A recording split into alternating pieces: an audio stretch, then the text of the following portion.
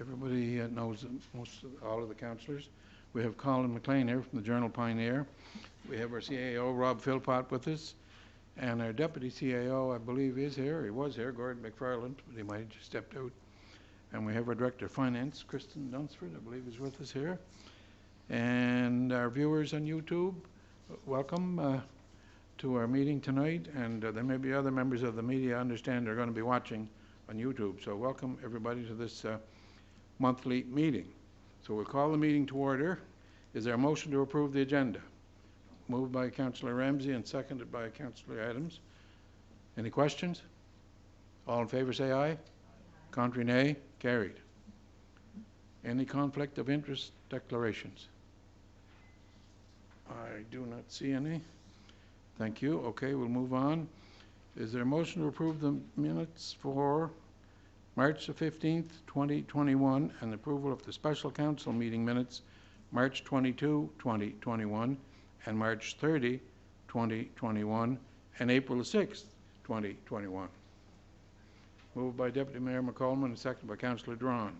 Any questions? All in favour say aye. Contrary nay. Carried. Okay, we're going to move on for a presentation by the Downtown Somerset Association. And I believe we have Dr. McKay here and Angie, the Director for Downtown. So the floor is yours. All right, thank you. I just want to say thanks for having us back again. And I'm not going to say a whole lot. This presentation is actually Dr. McKay, and I'll be jumping in here and there, but she's the star of the show tonight. So, Dr. McKay. Thanks so much, Angie. All right, so we're going to get started. So thank you so much, Honourable Mayor, City Council members, and guests for coming to our presentation tonight and for allowing us the opportunity to come and speak to you about our proposal for a seaside park in our city. I just wanted to give you a little bit of background about how I came to be a Summerside resident. I'm a new resident here, having moved here with my husband, who's actually sitting here in the audience, and our young 15-month-old son, who is asleep at home looking after our house, in the fall of 2020. We chose Summerside to live, work, and raise our family, as we see this as a welcoming, supportive community with access to beautiful outdoor spaces. My husband and I are both physicians. I'm a geriatrician, he's a pediatrician, and we're keen to get involved in contributing to our community's health and well-being. We had always seen ourselves living in a smaller community where we could enjoy a high quality of work-life balance and also hopefully having opportunities to be directly involved in local projects and initiatives for our community. As young physicians, we were trained in a larger city in Halifax, but we chose to move away from the larger center with its many amenities for these reasons. The fact that I've been given the opportunity to come and speak to you today and be involved in this community in many ways, I think is another big draw for recruiting other young physicians here. I am so appreciative of how accessible our city councillors are. I have already had the opportunity to speak with, I think, 3 of you in various capacities, and how open and supportive you have been. I wanted to briefly talk about a list of Canada's best communities that was released just 2 weeks ago by Maclean's magazine. The rankings on this list have changed drastically due to the increasing frequency of people being able to work from home and therefore not having to live in the same place they work. There are 415 communities on this list. In 2019, Summerside was ranked 398 out of 415. In 2021, it was ranked 33 out of 415 because of this changing landscape. This community, in the span of 2 years, has moved from almost bottom of the list to almost the top of the list. And I think this is incredible. And I believe now is the time to build on that momentum and increase local attractions, activities, and businesses for our growing population to appreciate and take advantage of. Maclean's gave Summerside higher ratings for affordable housing and access to high-quality internet to be able to work remotely. We scored slightly lower on access to amenities, community engagement, and population growth. We believe there are some wonderful amenities here, many of which have been developed in more recent years and under the leadership present. The beautiful boardwalk, the Cups, Some of the photos I have up there are some of my favorites that I've come across of our community, and some of the other ones are ones that I've taken on only our 8 months having lived here. And the photo up on the left is, of course, our small family enjoying the boardwalk ourselves. I believe there's opportunity, however, to expand on these amenities. And when we first came here, I was also struck by the abundance of incredible built historic structures for a town of this size. And to no one's surprise, we bought and are probably going to be renovating for a very long time our older home from the 1880s. I've also heard a lot about support for arts and cultural events, although I haven't been able to experience as many as I would have liked because of COVID. And so, as I said, these are just some of my favorite pictures of our city. We go to the farmers market lots of Saturdays, and our son Noah has become a real regular at the Cup swimming pool. He's always recognized at the front desk, so he feels quite special by that.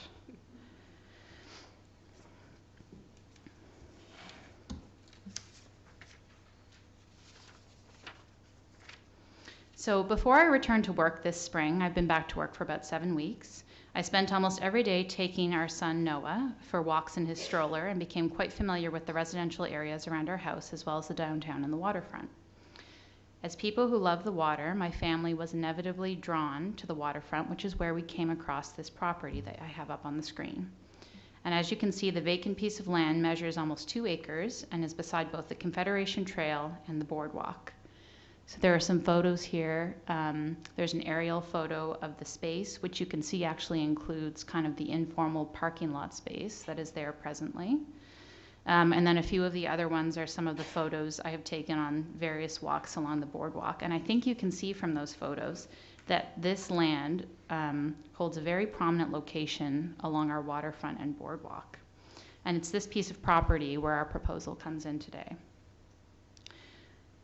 When I leave Samuel's to walk along the Bayside Boardwalk with our son Noah, I don't see this property. This is what I see with this space.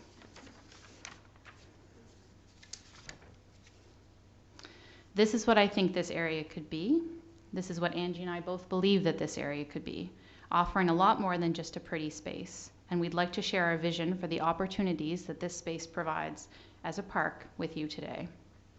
And I just wanted to let you know that a lot of the photos that are up there are actually an example of a park that I found in Niagara-on-the-Lake in Ontario.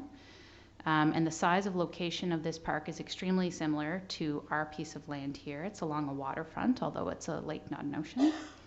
And we believe that a lot of the aspects of the design from this park could be incorporated into our space. This is called Queen's Royal Park in Niagara by the lake. So why is this important? We believe that this almost 2-acre piece of land is key to opportunities to support, connect, and expand upon some of the best that downtown and the waterfront have to offer. The 6.5-kilometer boardwalk along the city's waterfront has become a real highlight and attraction, both to the waterfront and to downtown. Although I was not a Summerside resident during the development of the boardwalk, I understand a great deal of work was put in by this city and this leadership, and I have heard that it has greatly enhanced the function, look, and utility of our waterfront from years ago. I also understand that a lot of work has been done, and there's a lot of future planning for our downtown. Currently, there is a disconnect between the downtown and its boardwalk, and the boardwalk along the beach. In our opinion, this piece of land is the missing link to really connect the entire boardwalk as a whole and all the work that has gone into it in a beautiful and safer way than we currently have there. And of course, being a geriatrician, I also believe that this would be an excellent opportunity to create a park and gathering space that has age-friendly elements, highlighting the importance of and our commitment to age-friendly spaces for our growing senior population. Although I have been very happy to see that elements of Summerside are already quite age-friendly, I think this is an opportunity for an incredible addition. And the wonderful thing about age-friendly spaces is that they're friendly for everyone. They're not just friendly for older adults. And I think you all have a handout in front of you called the Age Friendly Parks Checklist, which is from a Canadian resource developed in London, Ontario. And you'll see that I touch upon many of these points in our proposal. So before I get started, I wanted to touch briefly on these two figures I came across in an international paper and guideline for age-friendly outdoor spaces. And it may be a bit difficult to see all the details of it, but I just want to take you through a couple of those. This study was focused around seniors' preferences for parks, but I think these figures could be applied to all age groups. So the first figure is reason given by seniors for visiting a local park. And these include rest and relaxation, physical exercise, enjoying the natural scenery, leisure and entertainment, communicating with others, and accompanying friends and family. And the second figure is preferences recorded by seniors when selecting which park they wanted to visit. And I want to draw your attention to the top items on the list. So some of these include tree shade, beautiful scenery, quiet, wide open, have seats, close to the water, and have sunshine. And this space, without doing anything at all, already boasts 6 of the 8 top preferences on this list, which I think is quite significant. When you look at the example of Queen's Royal Park in Niagara-on-the-Lake, comments you frequently see about that park revolve around the fact that the park commands fantastic views. So does this space. And I'm a bit curious, has anyone here ever gone into this lot and looked out at our city or boardwalk, looked at the view from there? It's a beautiful view of the city, one direction, and then a beautiful view of the boardwalk in the other direction, especially at sunset. And I've been there various times on our walks, and if you haven't gone, I'd encourage you to go look.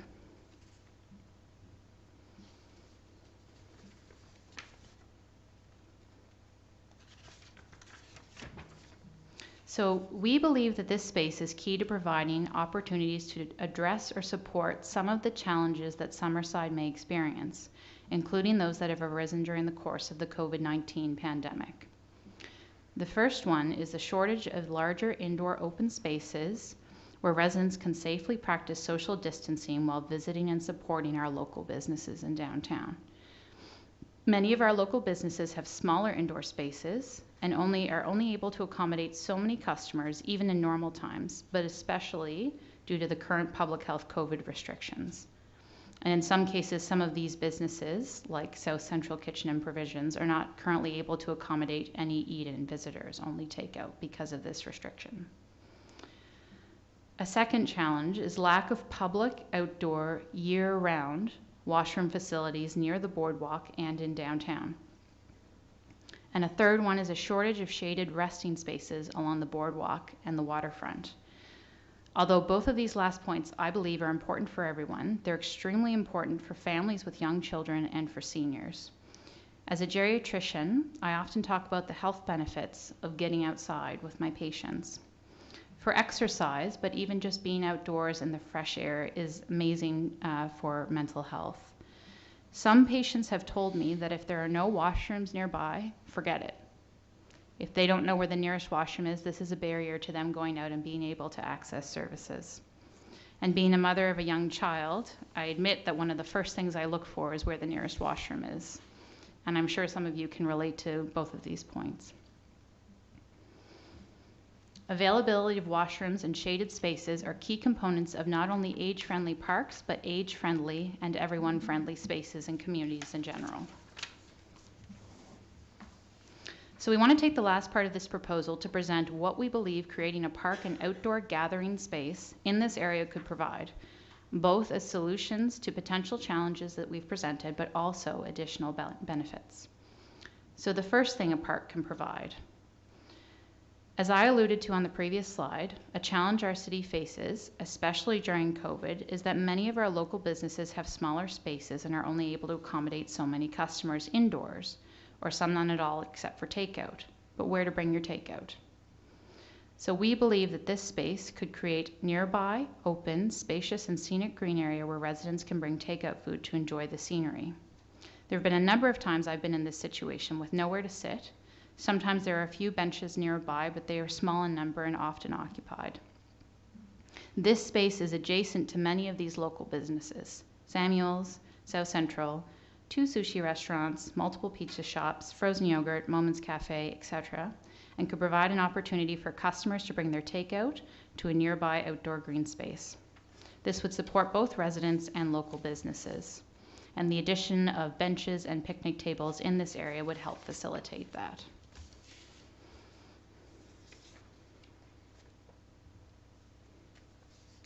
The second thing that a park can provide. Currently, the trail loops up around an informal parking lot along the road to eventually connect back down with the beautiful boardwalk. This trail not only feels non-cohesive with the beautiful trail and boardwalk to the east and west of it, but it also runs extremely close to the roadway with no official sidewalk and is a safety concern. This space would allow an opportunity to reroute the trail to create an uninterrupted waterfront trail, improving the cohesiveness, appearance, and safety along the waterfront. The space north of the new trail could be used to be better organized into a formal parking lot to create more public parking for downtown, the waterfront, and to help address existing barriers for nearby developers. And so you can see there I kind of drew a rough line of kind of approximately where we think the park could go, and then the parking space could be north of that. And we've been in contact a few times with Debbie McGrath, who currently owns the old PEI bag company building there, and is hoping to develop that into mixed residential and commercial space. But a big barrier for her is lack of parking in this space. So this could provide parking not only for the downtown and for our residents and for the park, which is an important component of a park being accessible, but also extra parking to help support development of business along the waterfront. Thirdly, support for tourism. As I have mentioned a few times, this lot commands fantastic views of both the boardwalk and downtown. Since moving here, I've seen a lot of wonderful marketing and promotion done by this city to brand itself as the city by the sea. Revitalizing and using this space to its full potential would allow Summerside to truly live up to that name. It would provide a space where tourists can hang out with their takeout and other purchases from our local downtown businesses, enjoy the amazing views of our city and boardwalk, take photos, share them with family and friends, share them on social media, and promote further growth. And in the future, this could also become a location used for special events like graduation, engagements, weddings, etc. The fourth and fifth items that a park can provide address potential challenges noted in previous slides. Washrooms. This is an ideal location for public year-round washroom facilities that visitors of both downtown and the waterfront or boardwalk could access. I am aware that there are some public washrooms open seasonally, but seasonal washrooms are more supportive for tourists rather than residents who live here year-round. The addition of shaded resting spaces using natural structures like trees or built structures like a gazebo would enhance the use and functionality of this space. As I mentioned above, availability of washrooms and shaded spaces are a key component of not only age-friendly parks, but age-friendly and everyone-friendly spaces and communities in general. Finally, the last thing that a park in this space could provide: space to create opportunities for increased community participation in a safe way. And this is another key component of not only age-friendly parks, but age-friendly spaces and communities in general. And while COVID is still an issue, and hopefully won't be an ongoing issue in months and years to come, but we aren't sure of that yet, an outdoor space allows gathering and activities to be done safer with more physical distancing. Here are some potential activities that could be offered in this space. At the very least, the creation of shaded areas and spaces to sit would provide the infrastructure for informal gatherings of groups, family picnics, etc. And I would be lying if I said that I haven't pictured a few times spreading on a picnic blanket on that space with my young family and enjoying a picnic by the sea, and I'm sure others have as well. However, it could also provide an opportunity for more formally organized events. Looking to other cities with similar spaces, this could include by the sea yoga, Tai Chi. When we lived in Halifax, we saw a lot of activities like that. Windsor, Nova Scotia has outdoor air concerts by the water, and that's a photo on the top there of some of the air concerts that they do. And I think that this is something we could do in that space with a beautiful backdrop. Queen's Royal Park gazebo in Niagara that I've referred to a couple of times is sometimes rented out for small weddings, so a potential future revenue generator for the city. And as we proposed above, this lot provides an opportunity to expand upon, in a more organized way, public parking in this space. And available, adjacent, accessible parking is a key component of age-friendly parks and spaces. So thank you so much for your consideration. And I just wanted to briefly mention how Angie and I came to know each other. When I was on my maternity leave, my husband and I were recruited here by April McPhee and Dan Kuchar. And April works with Dan. And I went and had lunch with Dan Kuchar, and I told him about this idea. And he said, you need to go talk to Angie about this. So I met with Angie, and we realized that we had the exact same vision for this park and have kind of been spinning ideas off each other for the last 3 months or so, and wanted to come bring it to you as council. And I'll let Angie just jump in with her little part, but thank you so much for allowing us to present today. Thank you. Good presentation. Yeah. She's done well. Yeah, so I'll let you know where I have, there was a bit of history before Katrina approached me. I am aware of who owns the land, and I have approached the landowners with various ideas for development, have not been successful. I had a meeting on another issue with Bobby Morrissey a couple months ago, and brought it up to him and asked for some direction and recommendation. And at that time, he suggested that I come to the city because his belief is that that's the only way that anything is going to get done. It would have to be a purchase made by the city and then developed that way. He did not see any developer looking at it in what the commercial brokers believe it's going to be someday. But he loved this idea, and he hasn't even seen this presentation yet, but he loved the idea of having a waterfront park, obviously. So yeah, his suggestion at that time was to come to you folks, and until I could package it properly, I didn't want to do that, and I never had to. It was great. So it was very shortly after that meeting that we met, and so we put this together. I shouldn't say we. Truth be told, Dr. McKay has done the bulk of the work. She has tremendous support, as you can see by the attendance this evening, backing her on this plan. And what we would like to see is some negotiations potentially instigated between our city and the property owners. That's what we're hoping. I understand it used to be owned by the Irving Corporation. It is. Well, it's owned by Commercial Builders, which is owned by Irving. It still is, Yeah. Yeah. And before I met Angie, I reached out to one of the brokers associated with the site as well, and said, just wondering, like, what is your vision for this site? Like, what are you hoping to see? And he said, we think it would make a fantastic, multi-residential development. And my heart sank, because I think that would be, frankly, the biggest mistake with that piece of land, to just obstruct such a beautiful part of our waterfront, especially when the owner of the PEI bag company is hoping to turn that into residential development already directly across the area. And, every time I went for walks around that area, and I thought I'd see a sold sign on there, I was just so afraid that somebody was just going to build like a wall there on that space. And anyway, so we felt like we had to talk about it. And, it's not, from what we understand from the research we've done, it's not really a location that's well suited to a development like that anyway, as you can only dig down so far because of the oil tankers that used to be there. And so it wouldn't really support a building like that anyway, but it would be safe to put a park there.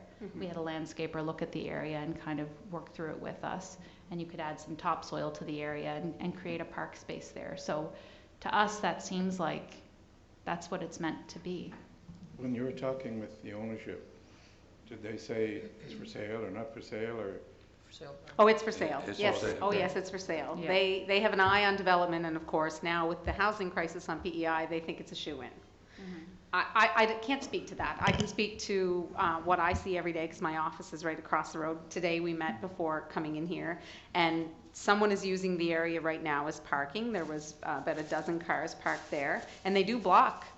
The way that they block whatever is supposed to be a walkway to connect the boardwalk, and it's not safe. It's certainly not safe to be using as that connection to the boardwalk. And my own personal interests, as everyone here knows, is to connect our downtown and our waterfront and the cup and make it all like one nice flow. And I really think that this piece would certainly add to that vision. You know, we've got a beautiful waterfront, all the historic value that we have coming along there. And then there's just this gap and this unsafe little jut around right back into that beautiful boardwalk. It would just be, we think that this would certainly add to that flow that we would like to see, people walking back and forth between, you know, our downtown core and the boardwalk and everything we're developing in that end of town as well. Okay, well, we're on the chambers here, I believe. Councillor Adams, first She was way down. first, yeah. Oh, sorry. No, she Okay, was first. go ahead. Okay. Well, thank you very much. Angie, I've known for quite some time, and welcome, Katrina. It's very nice. It's funny actually you're saying this, because the other day we were driving, I think it was just the way the sun was setting, and there was no cars parked. My husband was actually like, look at that piece of land, because there was a man and a dog out there. And he was like, isn't that beautiful? And you know, you just sort of take for granted that it's there, right? But usually, like you pointed out, when people are using the boardwalk, I know my coworkers walk it quite often, and they say like, you don't know where to cross because where you come out isn't really where the crosswalk is. Mm-hmm. So I do see exactly what you're talking about. I appreciate the fact, like you said, about the, you know, building it for everybody. I think like in building there's that 8 and 88 rule, like, you know, everybody should be able to use it, and I think that's really important. Yeah, no, it's just, it's so nice to have somebody come in new with fresh eyes and see what we all think we have, but you know, you just get so used to looking at things sometimes that you need a fresh set of eyes for a new idea. So thank you very much. And we're happy to have you. Of course, I've never met you, but for 2 weeks, your husband was a huge part of our family's life, and when our grandson was born. So, wonderful. Yeah, we got introduced to your husband. So, welcome, and thank you very much. Thank you, Councillor Adams. I believe Councillor Dron, you're next. I was the last one to put it on. Oh, all right. Come on so quickly, back and flashing on and off, but go ahead, and then we'll go up this side. Oh, go anyway. Yeah, sure, okay. Now I don't know, because I was thinking I was going to have to wait for 3 people, but thank you both for coming in, and I was just kind of wanting to, for lack of better terms, you know, kind of get right into it, and I was going to ask if maybe CIO Rob, if maybe we could reach out to the current landowner and just talk, you know, what they're looking for in terms of numbers. And, it doesn't hurt to start that conversation immediately. I don't think there's anybody in this room that doesn't think that this is a great idea. So sometimes we talk and then talk a little more, and then a couple days go by and we talk a little less, but maybe we can just reach out immediately and just see what we're dealing with. And yeah, thanks very much. It looks awesome. And I was going to say, Bruce, it looks like a great spot for a kayak ramp. Oh, I just flashed through my head whenever I seen that. Okay, well, since that's a segue, Bruce. Councillor McDougall, sorry. Thank you. Thank you, Your Worship, and thank you, Dr. McKay, for that presentation. Thank you for choosing Summerside. To your husband, thank you for choosing Summerside, you and your new family. We're very excited to have you, and really like your interest in our city. I drove by that lot many, many times. I remember when the old tanks were there and seeing them coming down, and I had those visions then, but and we did try to buy that lot once or twice, I think, but they kind of, anybody calls, the price goes up. So anyway, that's one of those challenges, whether we have to name it after somebody that. But anyway, I tried that avenue as well. That was the first thing I did. Yeah. I pulled gardener connections. I pulled everything I could. I said, I can make these look better. Just let me try. Statues, whatever. Yeah. But no, I think it was a great presentation, and I don't think there's anybody in the town or the city that wouldn't agree with this presentation. It's just a matter of how we do it. Yeah. And so, thanks a lot. Thank you, Councillor McDougall. Councillor Ramsey? Thank you, Mayor.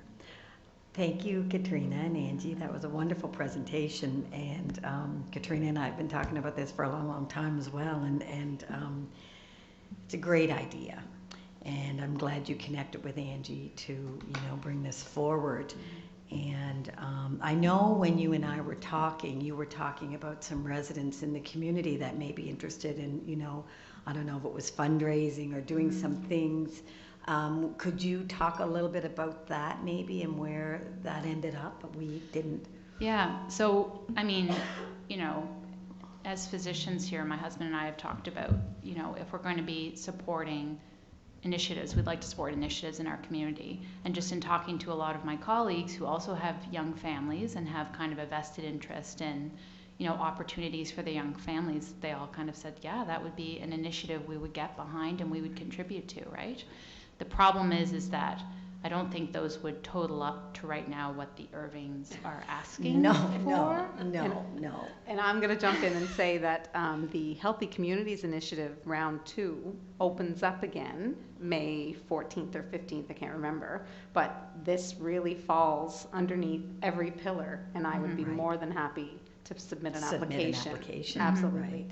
I'd Yes. reach to whatever avenues I possibly could as far as funding goes. Right. Yeah. And I didn't think that you and your friends would come up with enough money to buy it, but I No. just wondered like that you did have their support, Yeah. like they're behind you, and Yeah. and that's a great Yeah. initiative that you've Yeah. got going here. And my colleagues in geriatrics, we've talked about it, and I mean, you can see from the list in front of you, making an age-friendly, everyone-friendly space is not difficult, and Right. those are pretty basic tenets of a park anyway. Right. But, we can help, we could help provide advice about how to help develop that in an age-friendly way Right. as well, physically help plant some tree, Right. we'll help, but we need your help to get the space. Exactly. Yeah. So no, I just wanted to let Yeah. folks know that that's kind Yeah. of the direction that you did, Yes. that you're going in, and Yeah. and thank you for you and Dan, and, Yeah. and coming to Summerside, choosing Summerside, and Yeah. and Noah. Yes, and Yeah, Noah. and Barb was our landlord for a while. Oh, while was. while our Thanks house again. finished. Okay, Yeah. thank you, Councillor Ramsey. Councillor Yes. Snow? Thank you, Your Worship. Katrina and Dan, I've had the chance to talk to your wife several times, but now it's nice to see you in person as well. Angie, nice to see you again as well. Our CAO can sort of vouch for me here, but this has been and I don't know how we haven't crossed paths on this, or you, in our conversations that we had extensively, you would have mentioned this, but I have been sort of hounding CAO to sort of go after this property too with a similar vision in mind. Mhm. It's ideal for that space. To your point, I think a large building on that space would be Wrong. detriment to our city. It'd be Yeah. wrong. I agree 110%. So thank you for, I put down here like young, vibrant, forward thinking, and that's what I think of when I talk to you and Angie doing her stuff, and that's how we're going to build our community. Mhm. Attracting more young, vibrant individuals come to our city, and professionals that are filling much needed voids in our community as well. So it's a win-win-win, and I'm so glad you brought this forward. You got 110% support from this councillor. It's in the heart of our ward, and it's a win-win-win. So if there's absolutely anything I can do personally, let me know, and I'll continue hounding CAO to make sure that he does what he needs to do. So thank you. Cool. Thank Thank you. you, Councillor Snow. And I believe on this side, I think Councillor Fee. Was there another one here? You said Oh, young and sorry, I didn't vibrant. see I the don't light know there, what the right. young and vibrant part. But I am chair of the electrical committee. Every time Mr. McDougall reports them, it's a monthly occurrence. But I think it's a great idea to beautify that area. Thank you. Yeah, thank you. Okay, thank you, Councillor Campbell. We'll move over to this side. I believe your light was first, but if you want Deputy Mayor to go first. Deputy Mayor McCall. Katrina and Angie, thank you very much. I'm really glad that it came together, because the day that I was meeting with Angie, and you happened to be part of that meeting, it was something that was very, very exciting, and I believe that every councillor and Mayor Basil feel that it is very important for the city simply because of being that seaside community. And I think Summerside has worked very hard to be age-friendly. There's some things, many things that we have, but there's other things that, such as a friendly park like this, would be a real asset. And it's something that the whole community could enjoy. And I think that we're much stronger when we work together. So if there's some way that we can work together, at least try to get some information and open the doors. And the other thing that Summerside is working very hard on is to try and work in a partnership or an effort for recruiting more doctors. And I know Councillor Bryan has been part of that work.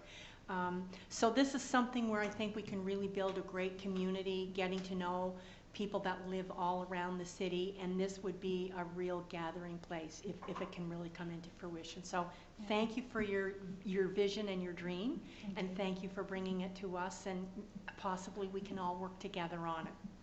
Thank you. Thank you, Deputy Mayor. Councillor McFeely, the floor is yours, sir.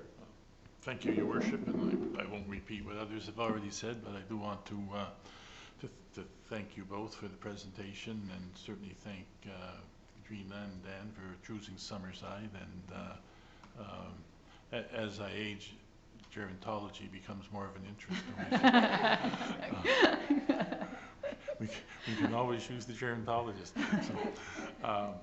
So welcome, and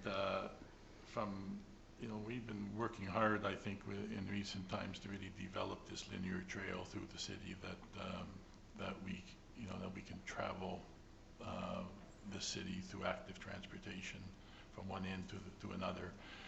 And a missing link is certainly that piece along there. And I walk that most days because I live on the eastern end of downtown and usually walk out to the trail in the west end most mornings.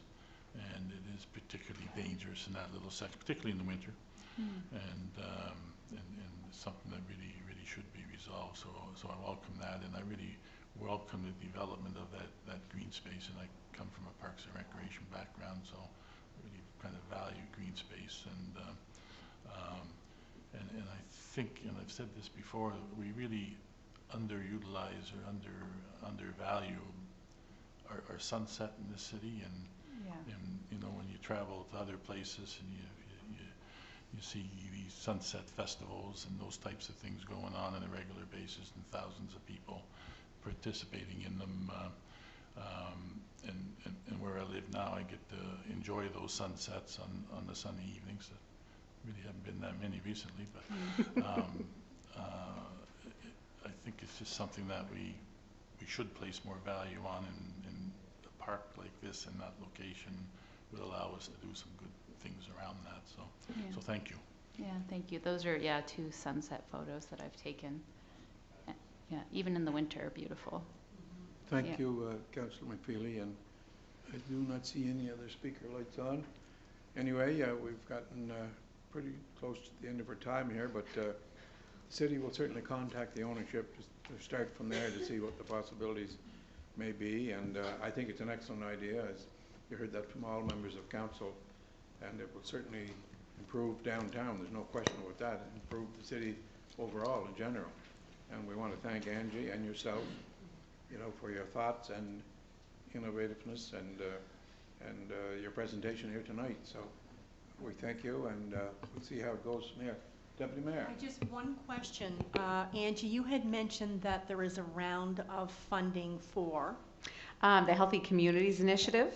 The first round is closed. The second round opens up May 14th for funding. So if you have any information on that, could you send that just so that we can have a look? Okay, Absolutely, thanks. Yep.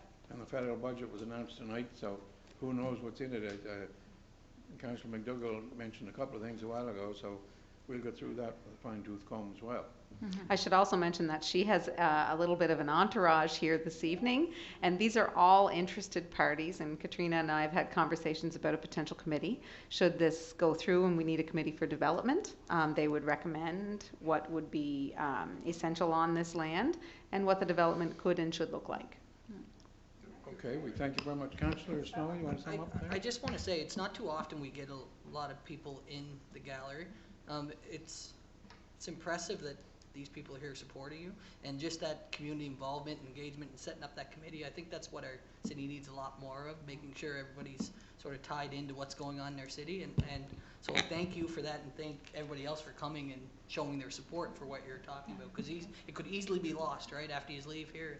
But showing the support behind you is a big step, so thanks. Yeah, thank Thanks, you for Councillor coming, Strong. I everyone. believe Councillor Deputy And Mayor McCall. again, another afterthought, because we're so encouraged to see the people come out from the community, I just want to make a very, very important point, is that sometimes council may be considered that we don't inform people, or we're not transparent, or we don't have public meetings, or we make decisions counterproductive to what citizenry want.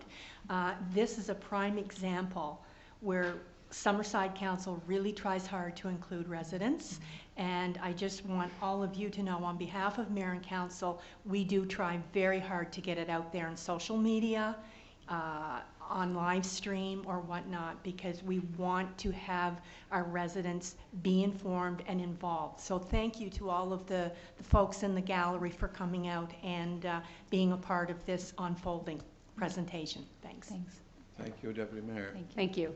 Okay, do you have anything you want to sum up before we continue on with the agenda? We've taken enough time, I Yeah. think. No, we Sorry. thank you. We thank you very much. not We the have most a long concise agenda person. here, and you're welcome to stay for the rest of the meeting if you want. I heard that last time, and I went home and watched online, and I think I turned it off at 10:30. Okay, Have fun. so, Thank you. okay. Thank you for that presentation. Thanks so much. Thank you. And we'll continue on here then, and under correspondence, you haven't got very much there other than I was invited last week to the Canada Games meeting in Charlottetown, and there was a presentation made, sponsors announced by Canada Games, and just a lot of invitations to attend functions. So I guess the next item on the agenda is Finance Department, Finance Chair, Deputy Mayor McCallman. I believe it's the next one on the agenda for the report. Thank you.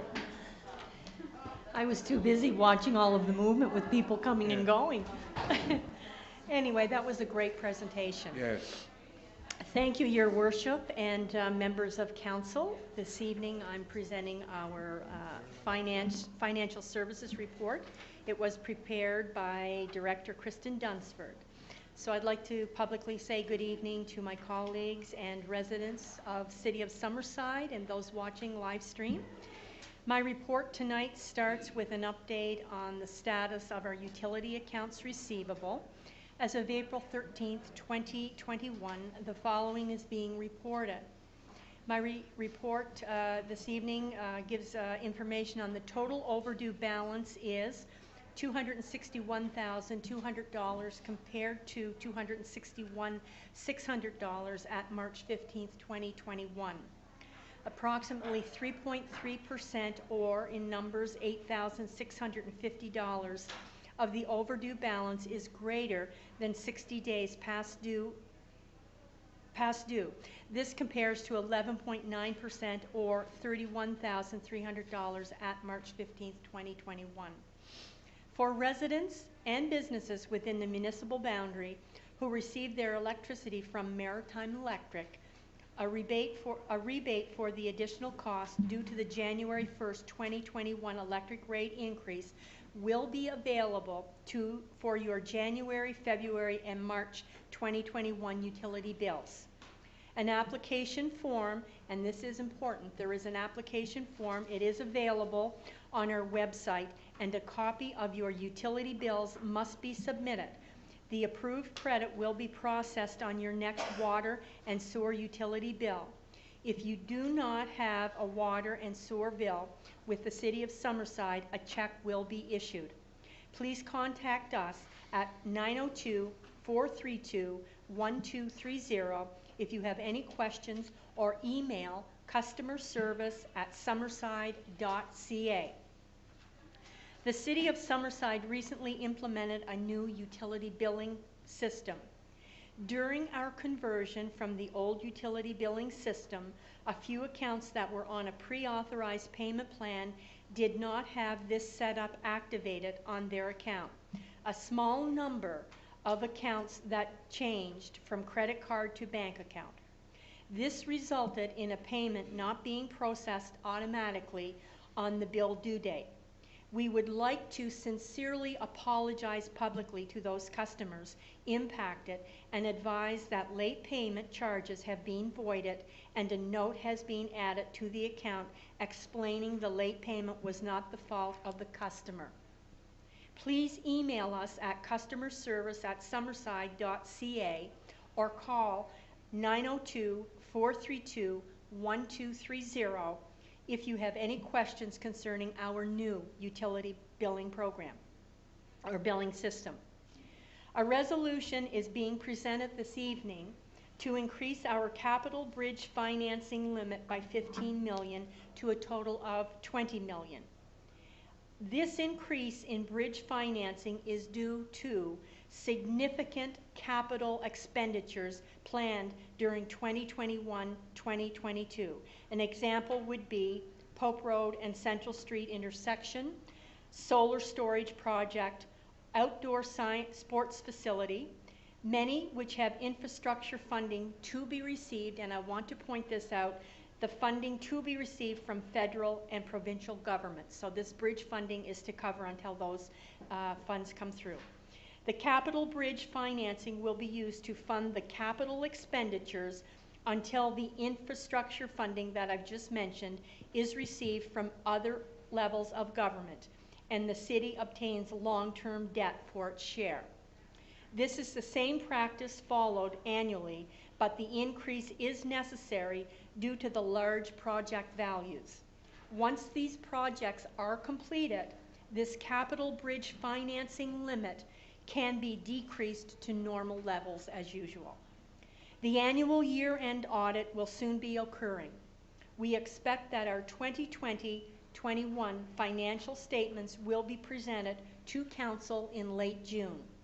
We are still projecting a small surplus based on our preliminary financial results. Also, to members of Council, I want to mention that in this report this evening and in your packets, you will have received a summary and revenue summary of revenue and expenses as of December 31st, 2020 in your package. And that concludes my report. Thank you for the opportunity to present this report, and either myself or our Chief Financial Officer, Director Kristen Dunsford, are available to take your questions. And that concludes my report, and I do have, I believe, a resolution. Thank you, Deputy Mayor McCollum. Any questions for the Chair of Finance?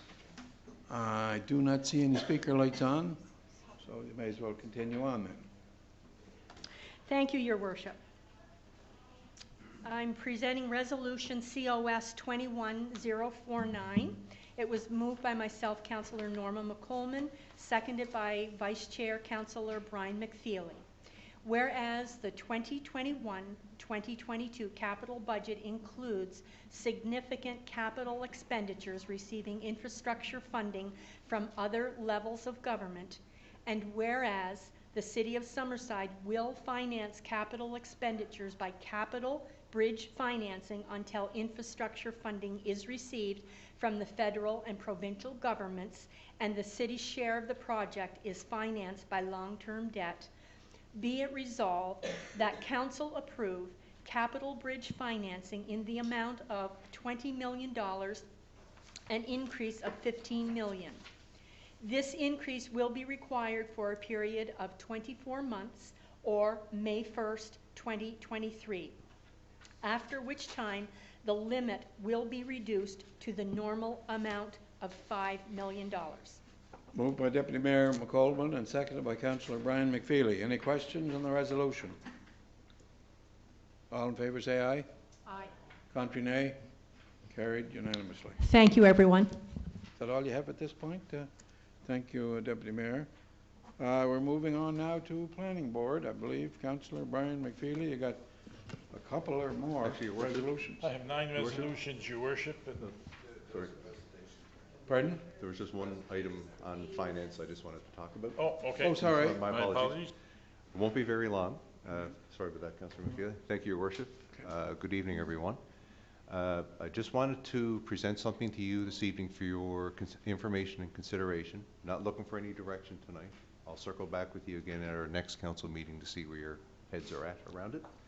It concerns the 2022 municipal election, which is only a year and a half away, and more specifically, Elections PEI has been working with the 5 main municipalities around the prospect of moving or incorporating online voting as part of the municipal elections in 2022. Now, the Municipal Government Act allows for one advance poll day. If you go back to the 2018 election, we had 3 advance polling days, and the reason why I'm mentioning that will come a little bit clearer shortly when I show you this quick slide. We have been working with Elections PEI to discuss the possibility of incorporating online voting as an option for people or for voters during the next election. What we do here with the city, we have an agreement with Elections PEI where we contribute $100,000 every 4 years to Elections PEI to help them administer the costs of the election here in Somerset. So what we do as part of our annual budget process is that we park $25,000 each year in a reserve, which ultimately goes to Elections PEI. And what Elections PEI uses that for is the cost of administering the election, paying returning officers, that sort of thing. Right? Now, what I have up, what I want to just to bring to your attention, and again, we've recently started some discussions with Elections PEI about this, is the possibility of incorporating online voting as an option for voters. And what you have in front of you is some costing that has been done by Elections PEI as to what it would cost each of the 5 main municipalities if, number one, if you were to incorporate online voting and have, for example, 3 advance polling days, 2 advance polling days, or just 1 advance day. And as you can see, if you go down to the second line in the chart where Somerset is listed, proportionally, the city's share of an online voting solution would be $16,000. And then if you go to the columns to your immediate right, then you'll see how much it would cost if we remain status quo, in other words, not have any online voting, or if we were to incorporate online voting and have a certain number of advanced polling days as part of the equation. And if you watch, if you look here at the second line, so it would be 101,000 if we maintain status quo. It would be 117,000 if we went to online voting and also had 3 advanced polling days, which is what we did in 2018. If we went with online voting and had 2 advanced days, it would be 99,745, and online voting and 1 advanced polling day, it would be 82,000 as a cost to the city. And just bearing in mind right now, status quo, if we were to go, were not to adopt online voting, it would be a $100,000 cost, okay? The one aspect that I wanted to also make you aware of is that if one municipality out of the 5, for whatever reason, is not interested in online voting, then it won't be done for the other 4 as well. It has to be, all 5 have to be part of it or not. Part of the reason for that is that it allows Elections PEI to get the best possible price for the online voting solution that they're hoping to attain. So I just wanted to bring that to your attention for this evening. I know we've got a very busy agenda and lots of things to consider, but I just wanted to put it out there for you so you have this information, and I'll circle back with you again in a couple of weeks' time or at our next council meeting. But before I finish up, are there any questions that you might have with respect to, I realize this is a very quick presentation, but just wanted to put it out there for you. And just to go ahead, we've got 2 lights. I think Carrie's, Councillor Adams and Councillor Snow. If I got the right timing on the lights coming on. We're good. Thanks, Your Worship. I was just wondering, CEO Rob, have you emailed this out to us yet? Do we have this? Yeah. This is part of that package? Okay, perfect. Thank you. Yep. Councillor Snow. I'm curious what other information might have come along with it, Rob, in regards to how the integrity is safeguarded, how it all, in theory, works. Me voting as opposed to me voting for me and my wife, or if we Yeah. have difference of opinion, if she doesn't like me as her counselor, or Yeah, yeah. whatever, you know. I'm just sort of I would curious hope how. not, but. I'm curious if there's been anything brought forward in regards to that. So that's a good question, Councillor Snow. Elections PEI has, as part of their investigation of this online solution, they have done some exploration of like what processes and policies would need to be in place to be able to safeguard and preserve voter integrity and, well, the integrity of the entire process. Again, it's very early, but what I could do is circle back with Elections PEI to get a little bit more specifics, and I can certainly share that with the group as well. Thank you. Yep. Councillor, okay, go ahead then, Councillor McDougall. Yeah, no, I like the idea. I'm just, after what happened in Newfoundland, I'm not too, Same here. confident in it, but that's a year and a half away, so they got a lot of work to do.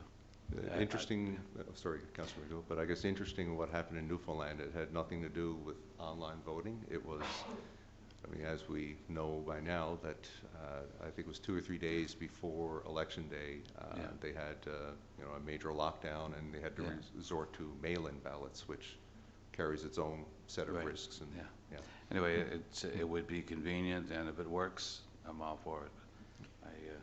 Anyway, we'll see what the rest of them do too. Okay, just to make a comment, it said 5 municipalities. I wonder why they're picking out 5. Because the 5 largest ones. I know, the 5 right. largest ones, but who decides how large, sort of thing. I'm just wondering that. And I think personally, I think we're small enough here in PEI and in Summerside and Charlottetown and the other 4, whatever they're talking about, to do it the way that it works great. And I just like Deputy Councillor McDougall said, in Newfoundland, but I heard that they had some problems there too, the online stuff. Some people could get online a few days before the election and some couldn't, and there was a real can of worms. So I see, listening to that mix up, and I think they're going to the Supreme Court now to try to get it settled some way, shape, or form. Pardon? Here it would be just an option, right? So, an option. Well, Not everybody would have to do it. There's 3 options. okay. Anyway, that's all I'm saying.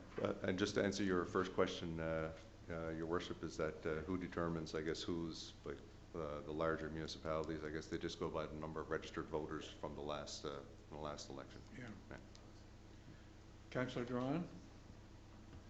Thanks, Your Worship. I guess just to throw it out there, I know this was just a quick little summary, but I don't think we should dismiss anything just because we don't know the pandemic. Obviously, anything from home over the last year is probably the preference of a lot of people, and I don't think we should throw that out based on a cost at this point anyway. I think it's something we should look into for sure. Okay, well, I don't see any other speaker lights on. Thank you. I'll Sorry. circle back with Council on the questions that were raised around voter and process integrity. Okay, thank you for your time. Okay, we'll continue on. I believe you have the floor now, Councillor McFeely. Thank you, Your And Worship. you have so many items there, if you want to sit, you can be fairly close to the mic. No, that's maybe? okay. We have 9 resolutions, Your Worship. The first 6 to do with the Willow and Elm Street rezoning application. So it's somewhat repetitive. We apologize for that, but that's the process we need to go through. So, anyways, we will begin. Resolution COS 21-050. Moved by myself, Councillor McFeely, seconded by Councillor Kerry Adams. Whereas an application was received from Philip and Colleen Cameron for a zoning amendment for PID number 305839 from medium density residential R3 zone to high density residential R4 zone under the City of Summerside zoning bylaw. And whereas zoning bylaw amendment 044, a bylaw to amend the City of Summerside zoning bylaw, was read and declared as read the first time at council meeting held on March 22nd, 2021.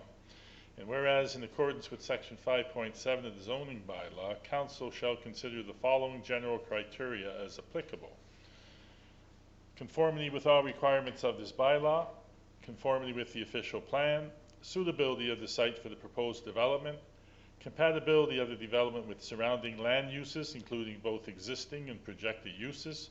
Any comments from residents or other interested persons. Adequacy of existing water, sewer, roads, stormwater, electrical services, city parking, and parklands for accommodating the development and any projected infrastructure requirements. Impacts from the development on pedestrian vehicular access and safety, and on public safety generally. Compatibility of the development with environmental, scenic, and heritage resources. Impacts on city finances and budgets. Other matters as specified by this bylaw. Other matters as considered relevant. Be resolved that Zoning Amendment 044, a bylaw to amend the City of Summerside zoning bylaw, be hereby declared as read a second time. And this bears the recommendation of the Planning Board meeting held April 6, Your Worship, and attached to Schedule B, which I'll read into the record. The Zoning Amendment 044, a bylaw to amend the City of Summerside zoning bylaw. The Council of the City of Summerside, under authority vested in it by Section 18 and Section 19 of the Planning Act, RSPEI 1988, Cap P-8, hereby enacts as follows. The zoning for PID number 305839, shown on Schedule B of the City of Summerside zoning bylaw, is designated as high-density residential R4 zone, hereby excluding it from its former designation of medium-density residential R3, and the map is attached, Your Worship, showing the subject property. So it's moved by Councillor McFeely and seconded by Councillor Adams. We have any questions, Councillor Snow? Questions? No, I've had many, I guess a comment. I've had many conversations with residents in the area on Perry and Elm, and then many with ones on Willow as well. It's safe to say that there's some concerns, particularly on Perry and Elm Extension, in regards to increased vehicles and pedestrian safety in that area. I've driven that area. There's probably increased vehicle traffic in the last 3 weeks, because I've driven that one probably every second day at least, just trying to get bearings of, you know, their concerns and watching people walk through. That said, I've talked to many residents that also support it, and the residents that I've talked to that have concerns, mainly their concerns are around pedestrian and vehicle safety in that area.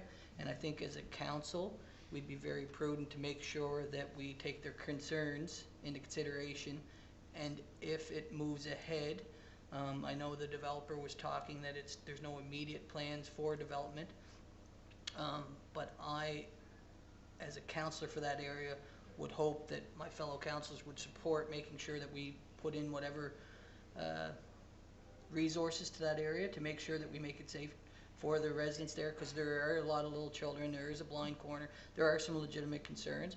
That said, the development looks to be you know, a reasonable development for the area as well. So I just want to make sure that in there it says any comments from residents and other persons and pedestrian vehicle access and safety, and I think that's something we really need to consider when we're approving it. So just so you guys know, as a councillor for that area, I definitely want to see us make improvements to that area to make sure that their concerns are addressed.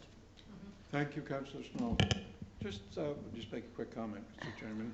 Oh, sorry, I Yeah. didn't see your light there. Well, that's okay. I just wanted to, I agree with Councillor Snow in that some of the things that I looked at when I drive up there is you know, when we do make the decisions, is there an opportunity to put that driveway into that development off of maybe Willow, or maybe off of Northumberland, but to take it off of Perry, and because that would then eliminate the problem if the problem is going to be, you know. So that's just something I think as a council, and when the developer comes to us and, you know, we're talking about, you know, how does this look and how can we keep everybody happy, because we certainly need housing.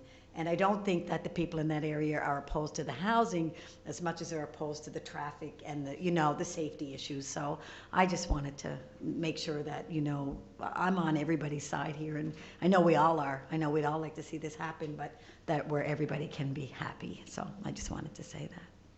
Thank you. I was just wondering, I don't think it was mentioned at the first meeting, but there will be 12 units removed So I know they're talking about a 24-unit building, so it's not really 24 units if they remove the 12 that's there, so it's cut down to only 12 units to be built. Yeah, the net number of units. Right. Okay, any further questions? All in favor, oh, sorry, Councillor Drawn. Thank you, Your Worship. Just along with Councillor Snow, I've kind of been, that area is right between where I live and where I work, so I've been trying to take that area too and just kind of trying to get a pulse of you know, what traffic is like there. And I know Councillor Snow has, and to use the term again, has a pulse on his residents there, so I'm relying on his expertise, his relationship with those residents to kind of help me decide, because obviously I don't represent the area. I haven't had anybody contact me directly, so you know, when something like this comes up, I like to try and listen to the councillor of the area, and because usually they're the ones with the most insight. The residents of the area typically go to them, so just want to thank Councillor Snow for some of that. I have some faith in him to make my decision on this, so just thanks for that. Thank you very much. Your Worship, Go ahead. just to that point, I spoke to Minnie as early as this, or as late as this afternoon, and discussed this on the agenda tonight, and I committed to them to make sure that something is done if it proceeds and goes ahead for a development, that I want to see something done with that area, because and they all appreciate that, and they understood that, and I think that would go a long way, not only for development in that area, but future development as it comes into the city. We always receive concerns from residents, and rightfully so. They have valid concerns that we're trying to address, but a lot of the times it's a yes, no, and it's out the door. And I just think as a council we need to do a better job of making sure we're addressing the concerns all around. So Thank you.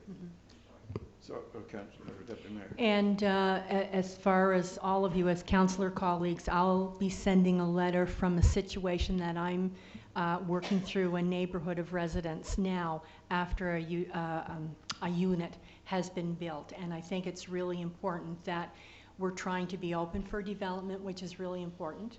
But also afterwards, I think the residents also need to be sure that they're not going to end up with things that are infringing upon their privacy or anything that would, you know, cause them any type of a hindrance. So I think it's good that we're bringing it up, because we don't want to not have development happen, but I think we need to be very aware of that. So thank you for bringing it up. Thank you. We're back to you, Mr. Chairman. Ready for the vote? All in favor, say aye. Contrary, nay. Motion carried.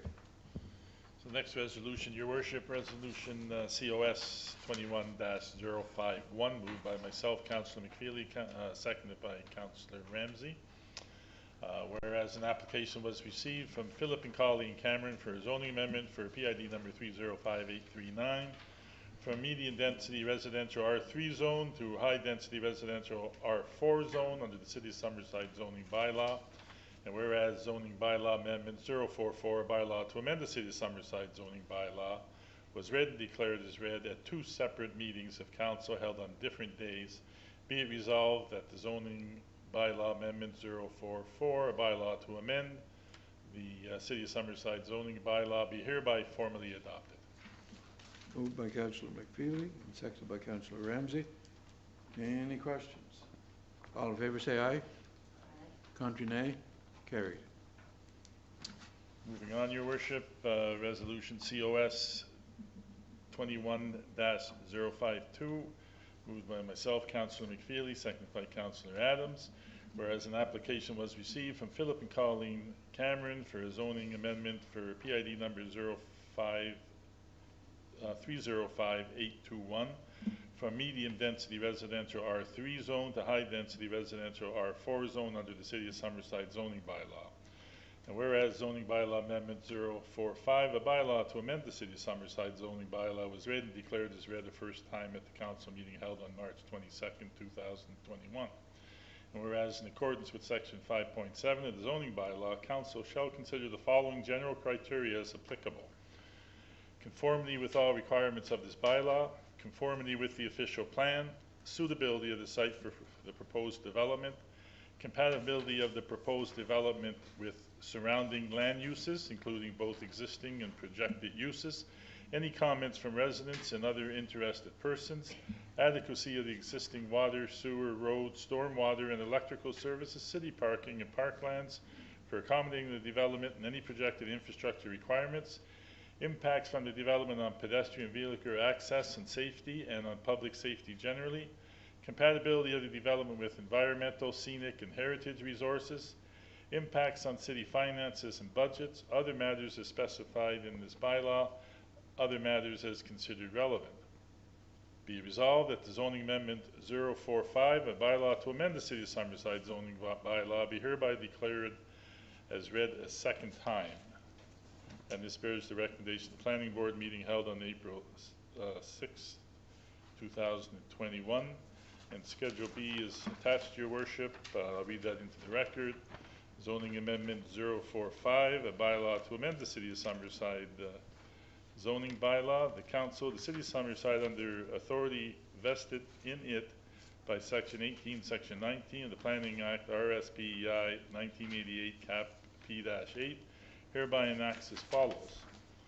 The zoning for PID number 305821, shown on Schedule B of the City of Summerside zoning bylaw, is designated as high-density residential R4 zone, hereby excluding it from its former designation of medium-density residential R3 zone, and the map showing the subject property is attached, Your Worship. Moved by Councillor McFeely and seconded by Councillor Adams. Any questions on the motion, resolution? All in favour say aye. Aye. Contrary nay. Carried. Moving on, Your Worship, Resolution COS 21-053, moved by myself, Councillor McFeely, seconded by Councillor Barb Ramsey. Whereas an application was received from Philip and Colleen Cameron for a zoning amendment for PID number 305821 from medium-density residential R3 zone to high-density residential R4 zone under the City of Summerside zoning bylaw. And whereas zoning bylaw amendment 045, a bylaw to amend the City of Summerside zoning bylaw, was read and declared as read at two separate meetings of council held on different days.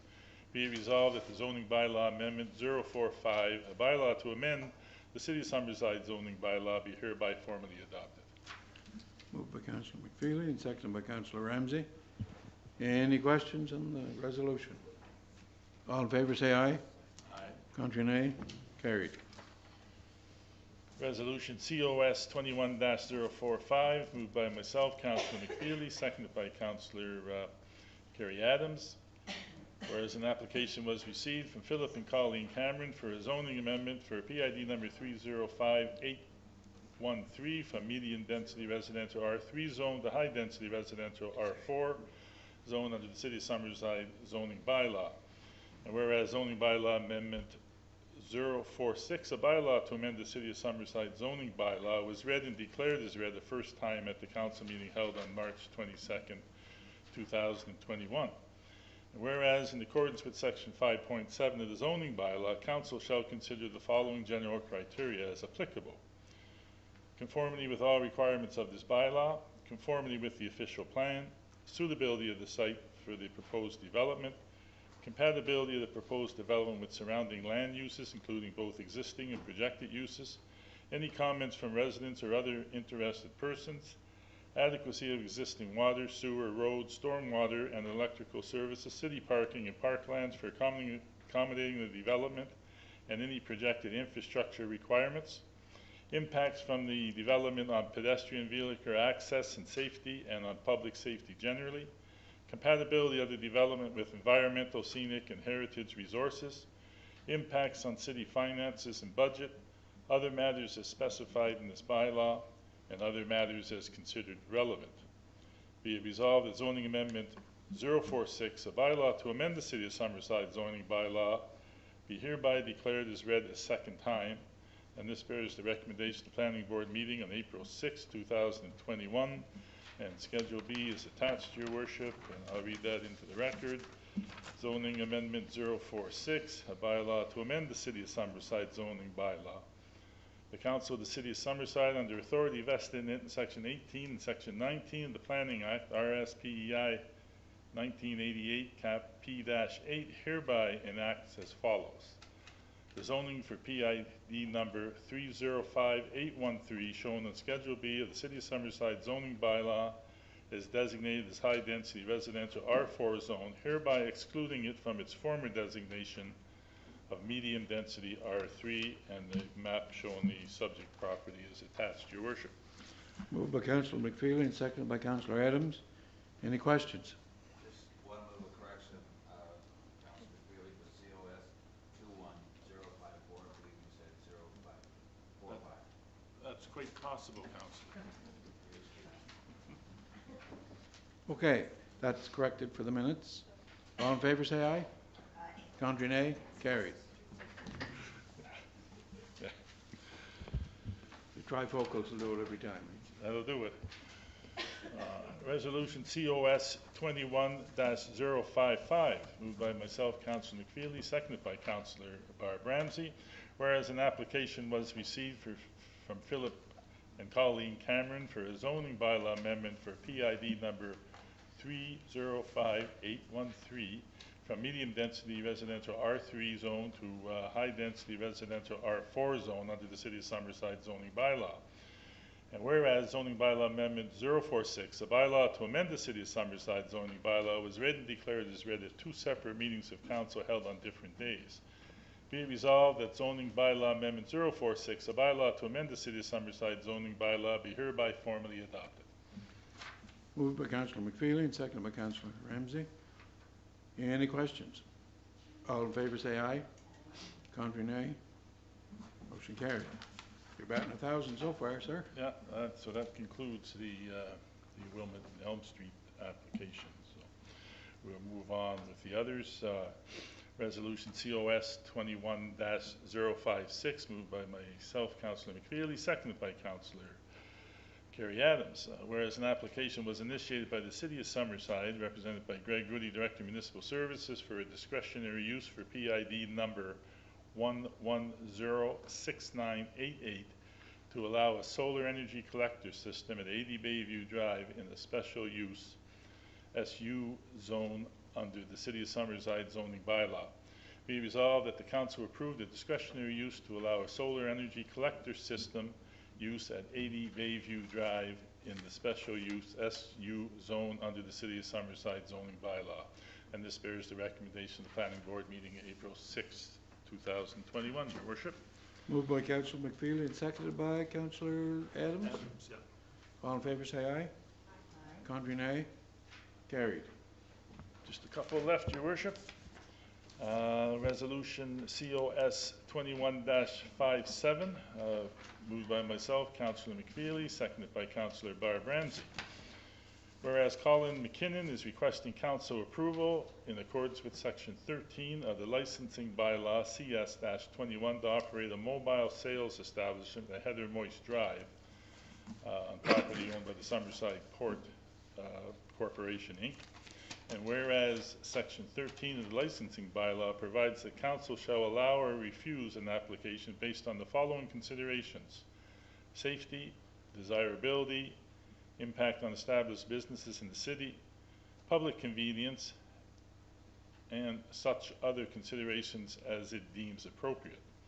Be resolved that council grant approval to Colin McKinnon to operate a mobile sales establishment at Heather Moist Drive on the property owned by the Summerside Port Corporation, Inc. And the license is subject to paying a license fee of $500 for non-local business as per licensing bylaw CS-21 regulations. Special events require written approval of the event organizer, submitted to the city 3 days in advance. A food health permit is approved by the province. Litter disposal containers are provided on site. Hours of operation are 9 a.m. to 9 p.m. Letters of permission from the property owner, and connection of any pipe, hose, etc. to the city system requires city approval, and this bears the recommendation of the Planning Board meeting April 6, 2021, Your Worship. Moved by Councillor McFeely and seconded by Councillor Ramsey. Any questions? The councillors, no. It's sort of connected, it can go for both. Obviously downtown Summerside presented to us and they mentioned doing food truck area. These would fall in that. Obviously, I wonder how that affects these or doesn't affect these, or I think That's it's my, is this Yeah. talking about the desired area that? yeah, it's my Okay. understanding Yeah. that I just didn't know if that it was the area in it's question. the Port Authority that's in partnership with downtown Right. Summerside, so they'll. It is that area. That okay? That was my question. Thank you. That's my understanding, Council. Okay. Yeah. all in favor, say aye. Councillor McFeely? Contrary, nay. Sorry, there was another Sorry, question. just, yeah, I had a follow-up question to Councillor Snow's. I know that they are looking to get, I think, between 6 and 8. Are we expecting to see some more applications for these mobile? If they're establishments? successful in attracting more, they'll have to go through a licensing Okay. process. I guess Councillor Adams just mentioned that the next one might not be in that location. That's not an application, no. So, I will, and I have no problem with it being out there. I'm just wondering if we're. But it's like, Yes. Okay. permanent Yeah. there. Oh, right. Yes. That's the one Yes. yeah, Yes. yeah, It's not going yeah. so we voted, I We voted, believe. so we can, All in favor, say aye, yes. okay. And you got one more, My last one, Your Worship. Sheriff 5-8? You're tired to listen to me. Resolution COS 21-058, moved by Councillor McFeely, seconded by Councillor Kerry Adams. Whereas Red Bridge Farms and Landscaping Limited, the Mama's Kitchen, is requesting council approval in accordance with Section 13 of the licensing bylaw, CS-21, to operate a mobile sales establishment at 225 Reed Drive, PID number 406439. And whereas Section 13 of the licensing bylaw provides that council shall allow or refuse an application based on the following considerations: safety, desirability, impact on established businesses in the city, public convenience, and such other considerations as it deems appropriate.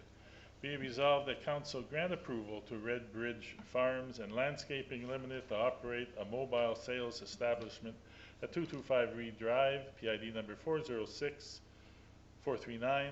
The license is subject to paying a licensing fee of $500 for a non-local business as per licensing bylaw CS-21 regulations. Special events require written approval of the event organizer, submitted to the city 3 days in advance. A food health permit is approved by the province. Litter disposal containers are provided on site. Hours of operation 11 a.m. to 7 p.m. Letters of permission from property owners. And this bears the recommendation of Planning Board meeting of April 6, 2021. Moved by Councillor McFeely and seconded by Councillor Adams. Any questions? All in favor, say aye. Contrary, nay. Carried. Councillor McFeely, is that all you have at this point? That's all I have for Planning Board, Your Worship. Okay, we will continue on. You don't want more. Yeah. We'll continue on then with the Tech Services report from Councillor Duran. You have a report, and how many resolutions? We're going to aim for 9, but there might be 10. Thank you, Your Worship. I'll begin by giving the report for Tech Services. And thank you to Aaron McDonald, the Director, for preparing this for this evening. Start over. The preparations for the 2021 construction season continue. Staff have closed and awarded the first round of tenders and are working on the next few tenders for this season. This work will continue over the next month, and it's anticipated that the first few tenders will be ready for May construction starts. Staff continues to review and assist the public with pending developments and building permits to be issued for this year. Staff have been busy with numerous planning-related activities this past month. We currently have a discretionary use, a zoning amendment in progress, and about to start another rezoning request later this month. Staff are also working on our building bylaw and enforcement and summary proceedings bylaw. 31 building permits with a value of $4.5 million were issued for the month of March, with a total year-to-date value of $8.6 million. We issued 8 semi-detached, 6 commercial renovations / change of uses, 6 single-family houses, and 2 3-unit townhouses, with another 4 new semis for a total of 8 more units in March. This sector continues to be a strong area of residential growth. In this month's numbers, we had 4 single-family permits issued for door review. This represents 26 units over 1.5 years for a total permit value of $4 million. This essentially will complete that phase of this new type of narrow lot single-family housing. And just with that, I'd like to recognize the Mullaneys. They not only developed that land and divided into lots, but they actually built every single house on every single lot. So that was quite a commitment coming from them. Developers are stopping in and speaking to staff for assistance with their proposed projects for 2021. Citizens are also encouraged to ask for assistance with their projects that they may have planned for 2021. And that concludes the technical services report for this month. And again, thanks to Director Aaron McDonald for preparing that this evening. Thank you. Any questions for the Chair of Tech Services? If not, you have the floor to continue. Okay, thank you again, Your Worship. Resolutions. Yeah, we'll get right into the resolutions, I guess. There is 10 of them. The 10th one being was deferred at our committee meeting, so we'll get into that when we get to it. So I'll start with Resolution COS 21-059, which was moved by myself and seconded by Councillor Snow. Whereas on March 15th, 2021, Council passed Resolution COS 21-036, which resolution provided notice of Council's intention to expropriate a portion of PID 674911. Be it resolved that pursuant to Part 7, Division 4 of the Municipal Government Act, RSPEI 1988, Council for the City of Summerside hereby expropriate a portion of PID 674911 as more particularly described herein. A, the description of the lands. The lands to be expropriated are a portion of PID 674911 as more particularly described in Schedule A attached hereto. B, nature of the interest intended to be expropriated. Council shall expropriate the fee simple interest in the lands described herein, which includes all the interest in the land to which this resolution relates. C, public purpose for which the interest is required. Council requires the lands described herein to facilitate the building of a roundabout and related sidewalk infrastructure at the intersection of Central Street and Pope Road, which infrastructure is necessary and desirable in the interest of public safety and improved traffic flow. And D, statement on expropriation. Should this resolution to expropriate receive the support of 2/3 of council members present, all the interest in the lands described herein shall be expropriated and become vested in the City of Summerside on the registration and filing in the office of the Registrar of Deeds for Prince County of this resolution to expropriate, a survey plan, and a legal description of the said lands. And Schedule A is attached to that as well. I can read it all, but it'll be a long night if I do. So it's moved by yourself and seconded by Councillor Snow. Any questions? All in favor say aye. Aye. Contrary nay. Carried. Continue on. Okay. Next resolution is Resolution COS 21-060, moved by myself and seconded by Councillor Snow. Whereas on March 15th, 2021, Council passed Resolution COS 21-035, which resolution provided notice of Council's intention to expropriate a portion of PID 846808. Be it resolved that pursuant to Part 7, Division 4 of the Municipal Government Act, RSPEI 1988, Council for the City of Summerside expropriate a portion of PID 846808 as more particularly described herein. A, the general description of the lands. The lands to be expropriated are a portion of PID 846808 as more particularly described in Schedule A attached hereto. B, nature of the interest intended to be expropriated. Council shall expropriate the fee simple interest in the lands described herein, which includes all the interest in the land to which this resolution relates. C, public purpose for which the interest is required. Council requires the lands described herein to facilitate the building of a roundabout and related sidewalk infrastructure at the intersection of Central Street and Pope Road, which infrastructure is necessary and desirable in the interest of public safety and improved traffic flow. D, statement on expropriation. Should this resolution to expropriate receive the support of 2/3 of council members present, all the interest in the lands described herein shall be expropriated and become vested in the city of Summerside. On the registration and filing in the office of the Registrar of Deeds for Prince County of this resolution to expropriate, a survey plan and a legal description of the said lands. And Schedule A is attached. Moved by Councillor Snow and seconded by Councillor Drawn, seconded by Councillor Snow. Any questions? All in favor say aye.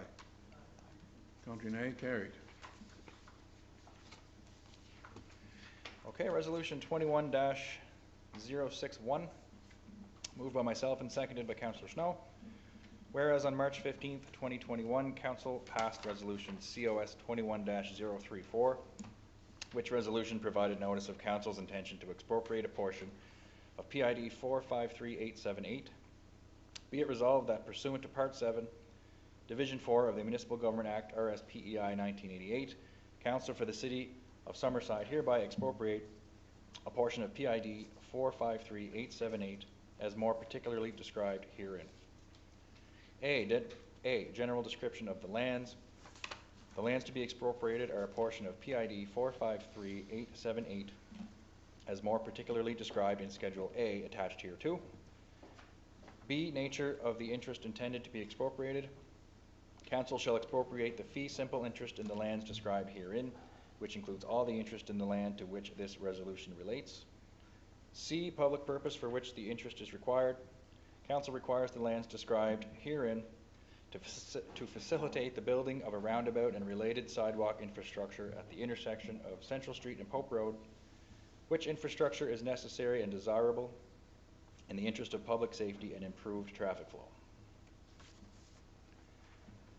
And D, statement on expropriation. Should this resolution to expropriate receive the support of 2/3 of council members present, all the interest in the lands described herein shall be expropriated and become vested in the city of Summerside on the registration and filing in the office of the Registrar of Deeds for Prince County of this resolution to expropriate, a survey plan and a legal description of the said lands.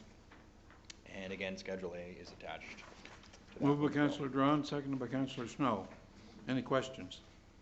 All in favor say aye. Aye. Contrary nay, carried.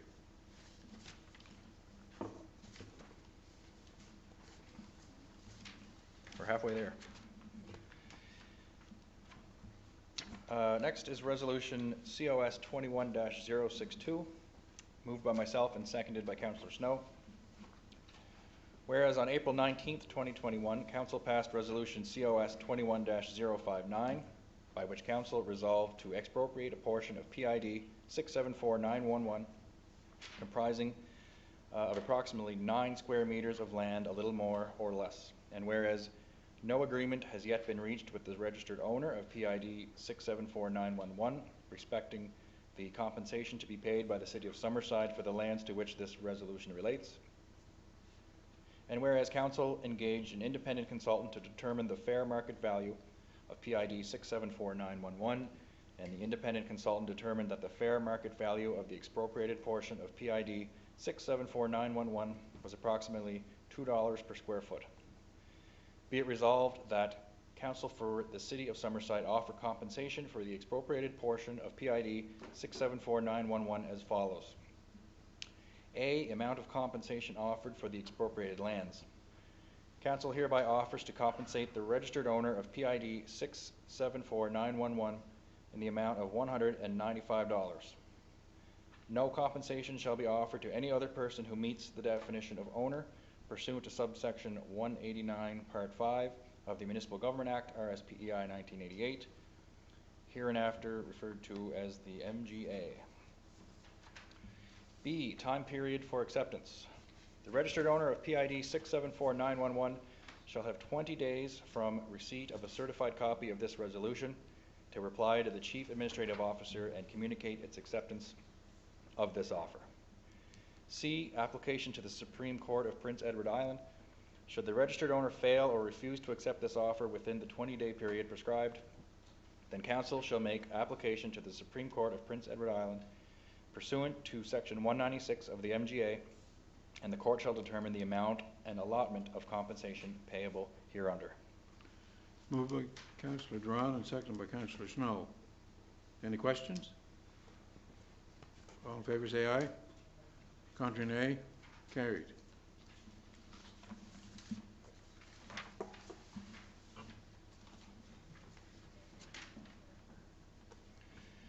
Next resolution is COS 21-063, moved by myself and seconded by Councillor Snow. Whereas on April 19th, 2021, Council passed Resolution COS 21-060, by which Council resolved to expropriate a portion of PID 846808, comprising approximately of 181 square meters of land, a little more or less. And whereas no agreement has yet been reached with the registered owner of PID 846808 respecting the compensation to be paid by the City of Summerside for the lands to which this resolution relates. And whereas Council engaged an independent consultant to determine the fair market value of PID 846808, and the independent consultant determined that the fair market value of the expropriated portion of PID 846808 was approximately $4 per square foot. Be it resolved that Council for the City of Summerside offer compensation for the expropriated portion of PID 846808 as follows. A. Amount of compensation offered for the expropriated lands. Council hereby offers to compensate the registered owner of PID 846808 in the amount of $7,795. No compensation shall be offered to any other person who meets the definition of owner, pursuant to subsection 189, part 5 of the Municipal Government Act, RSPEI 1988, herein after the MGA. B. Time period for acceptance. The registered owner of PID 846808 shall have 20 days from receipt of a certified copy of this resolution to reply to the Chief Administrative Officer and communicate its acceptance of this offer. C. Application to the Supreme Court of Prince Edward Island. Should the registered owner fail or refuse to accept this offer within the 20-day period prescribed, then Council shall make application to the Supreme Court of Prince Edward Island pursuant to Section 196 of the MGA, and the court shall determine the amount and allotment of compensation payable hereunder. Moved by Councillor Duran and seconded by Councillor Snow. Any questions? All in favour say aye. Contrary nay. Carried.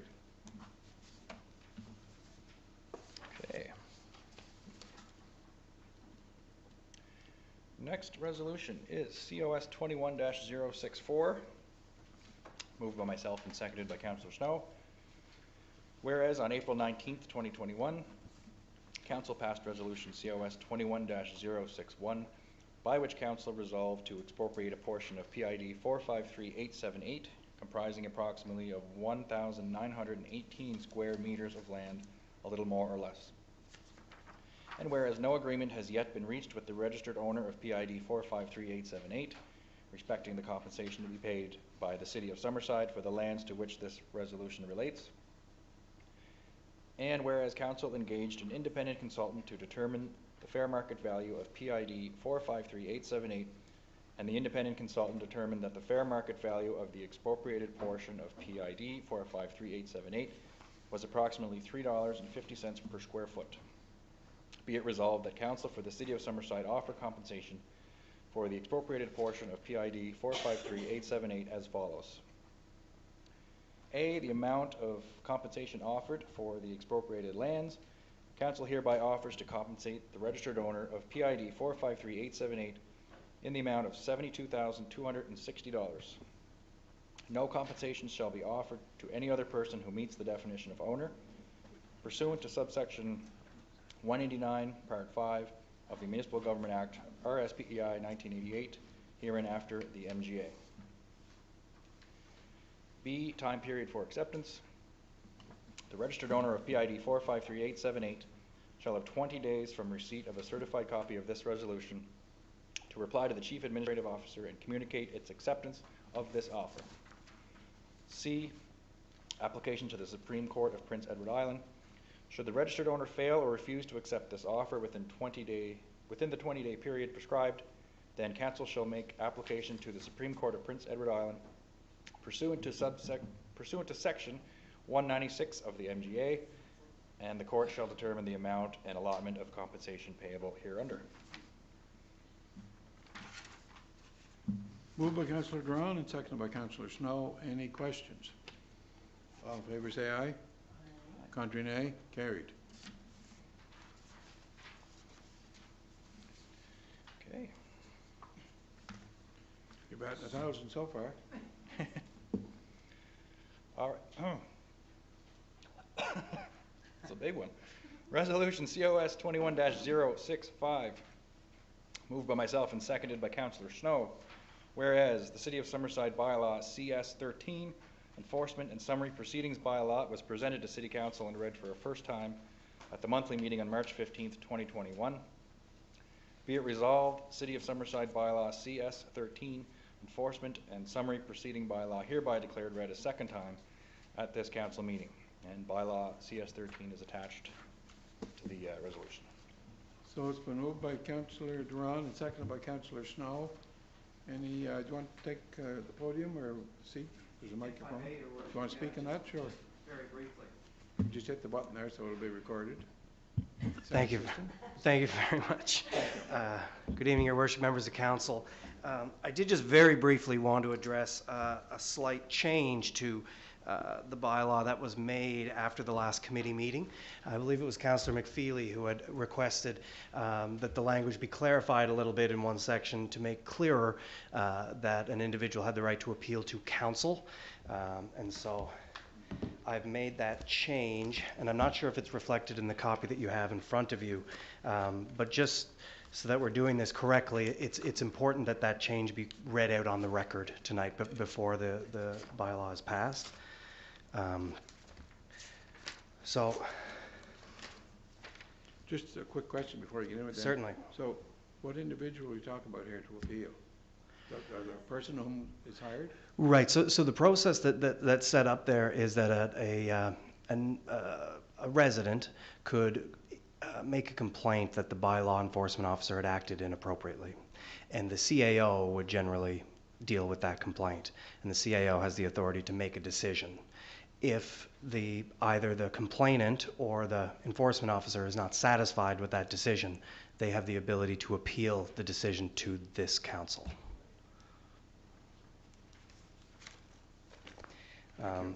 Okay, so that change is in section 12.3. It's on page 8 of the bylaw. And 12.3 reads, the complainant, the enforcement officer, and the third party, comma, if any, have the right to appeal the chief administrative officer's decision. And I just added in the words, to council.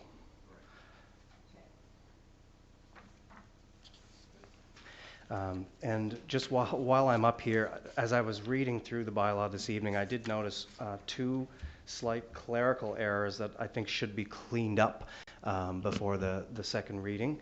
And this is at section 5.8 on page 3. If you look at subparagraph C, it says notwithstanding clause C above. In brackets there, it's a lowercase c. It should say notwithstanding clause B above. Which section was that again? So yes, Your Worship, 5.8 and C. Okay. So it should say notwithstanding clause B above. And similarly, if you jump down to subparagraph E, it says the amount of penalty entered on a summons under clause E shall be equal to. That should say clause D. It should be it references the paragraph just before. So that lowercase e should be a D. And I'll provide staff with a revised copy of this. If I could just ask a question on this. Maybe Certainly. It's not pertaining to, maybe it is, I don't know, but there's an advertisement right now to hire this person. I understand that, and I hope, I guess, the union has been worked out with in regards to what they can do and what they can't do, or is that still in the process, or has that been cleared? It has, so the union agreed to it? Okay, okay, thank you very much. Any further questions on it? Okay, we didn't vote on it yet, so, I wouldn't mind making a comment.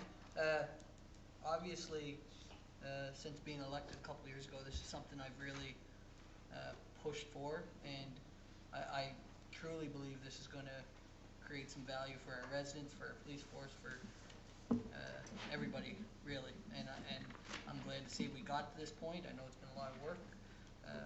So thank you, and I look forward to seeing it come into effect. I think it's important to say that everybody here pushed for it, but I think it got held up a few times just to, everybody wanted to be sure that they could make it fit within the system. That's right. So it's great to have these little glitches sorted out over the last period of time, and thank you for that. So we've got to get back and not forget to vote on it. And I'll note as well that there are copies here available. That's one of the things the Act says. We need to have copies available for members of the public, and that a reading can consist of just reading the bylaw name, its number, and a brief description of its effect. So I can do that. This is the Enforcement and Summary Proceedings Bylaw, number CS-13, and it's a bylaw to provide for the appointment of enforcement officers for the City of Summerside. So after the meeting tonight, Mr. Harlick, this will be online, the whole bylaw? It's online now. Oh, it is, good. In the media package it is, yeah. Okay, good. Thank you very much. Okay, all in favor say aye. Aye. Contrary nay? Carried. Thank you very much. Thank you, sir. So, just follow the agenda. And thanks for here giving me a again. break.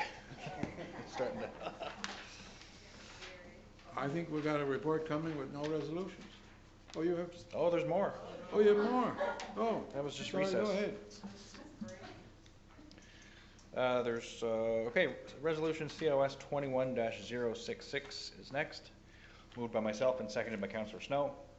Whereas City of Summerside bylaw CS-13, Enforcement and Summary Proceedings bylaw was read for a first time at the monthly meeting on March 15th, 2021, and declared read for a second time at the April 19th, 2021 council meeting. Be it resolved, the City of Summerside bylaw CS-13, Enforcement and Summary Proceeding bylaw hereby be declared formally adopted. Moved by Councillor Drawn and seconded by Councillor Snow. All in favor say aye. Aye. Contrary nay? Carried. Okay, resolution COS 21-067. Moved by myself and seconded by Councillor Snow. Be it resolved, the council directs staff to undertake a review of the ditch infill program to determine if other cost-effective options are available. Moved by yourself and seconded by Councillor Snow. It's kind of an unusual resolution. Usually that just comes from the direction of council, but council wants to vote on it. Go ahead. Yeah, well, I think, oh, Somebody's beeping here. excuse me. Okay. Oh. I think what happened, Mayor, was that at committee meeting, there was a discussion on the floor where we were talking about coming up with some other ideas around ditch infill and the expense of that, and if we could come up with some alternatives. And I think most of the councillors said that they were interested in looking at other alternatives or having staff look at other alternatives. But the meeting ended abruptly, and there wasn't clear direction for Deputy CAO, who was here that evening. So when I contacted him, he said, just send an email out to everybody, which I did, but I didn't hear back from a number of councillors. So I wanted to put that on the floor again tonight, just to make sure that the direction was put forward to that council would direct staff to look at some other options around ditch infill. So that was the reason. So that's why it's on the floor tonight. Thank you. You're welcome. Any further comments? I thought over the last 2 or 3 years, there's been a lot of information gathered up, and it's recorded, but maybe that, as a result of this, that'll be provided again as well. We've got the same staff. Probably everybody wants to try to make sure that they save dollars if it's possible. But what was brought to council the last time, council voted on it and they moved ahead on the recommendations. But if the same staff can come up with different regulations or different suggestions, that'll be interesting. Yeah. Councilman Dougal? I think Oh, sorry. Councilman McFeely was first. Sorry. Yeah, well, I'm really pleased to see a resolution because I'm not comfortable doing things by email and directing staff by email, so I'd like to see resolutions on the floor of council. There was no Direct staff. direction, Councillor McFeely. Well, there is now with the resolution. But there was no direction in an email. I was directed to send the email, So, just so anyways, you're aware. I'm pleased to see a resolution on the floor Yeah, tonight. so am I. And I don't have particularly difficulty with the resolution. I just want clarity that we're proceeding this year with what's been approved in the budget, and that you know, we would look at this over time, and if there was changes affected, that would be next fiscal year at budget time we would consider those changes. Is that the intent? Because it doesn't indicate that in the resolution. I would say that would be the intent. I think it should be in the resolution, just to make sure that we're not back here again talking about ditching. Yeah, and I'm not opposed to the resolution. I don't have either. any problem looking for, you know, if we can accomplish the same outcome in a more cost-effective way, I'm certainly open to that.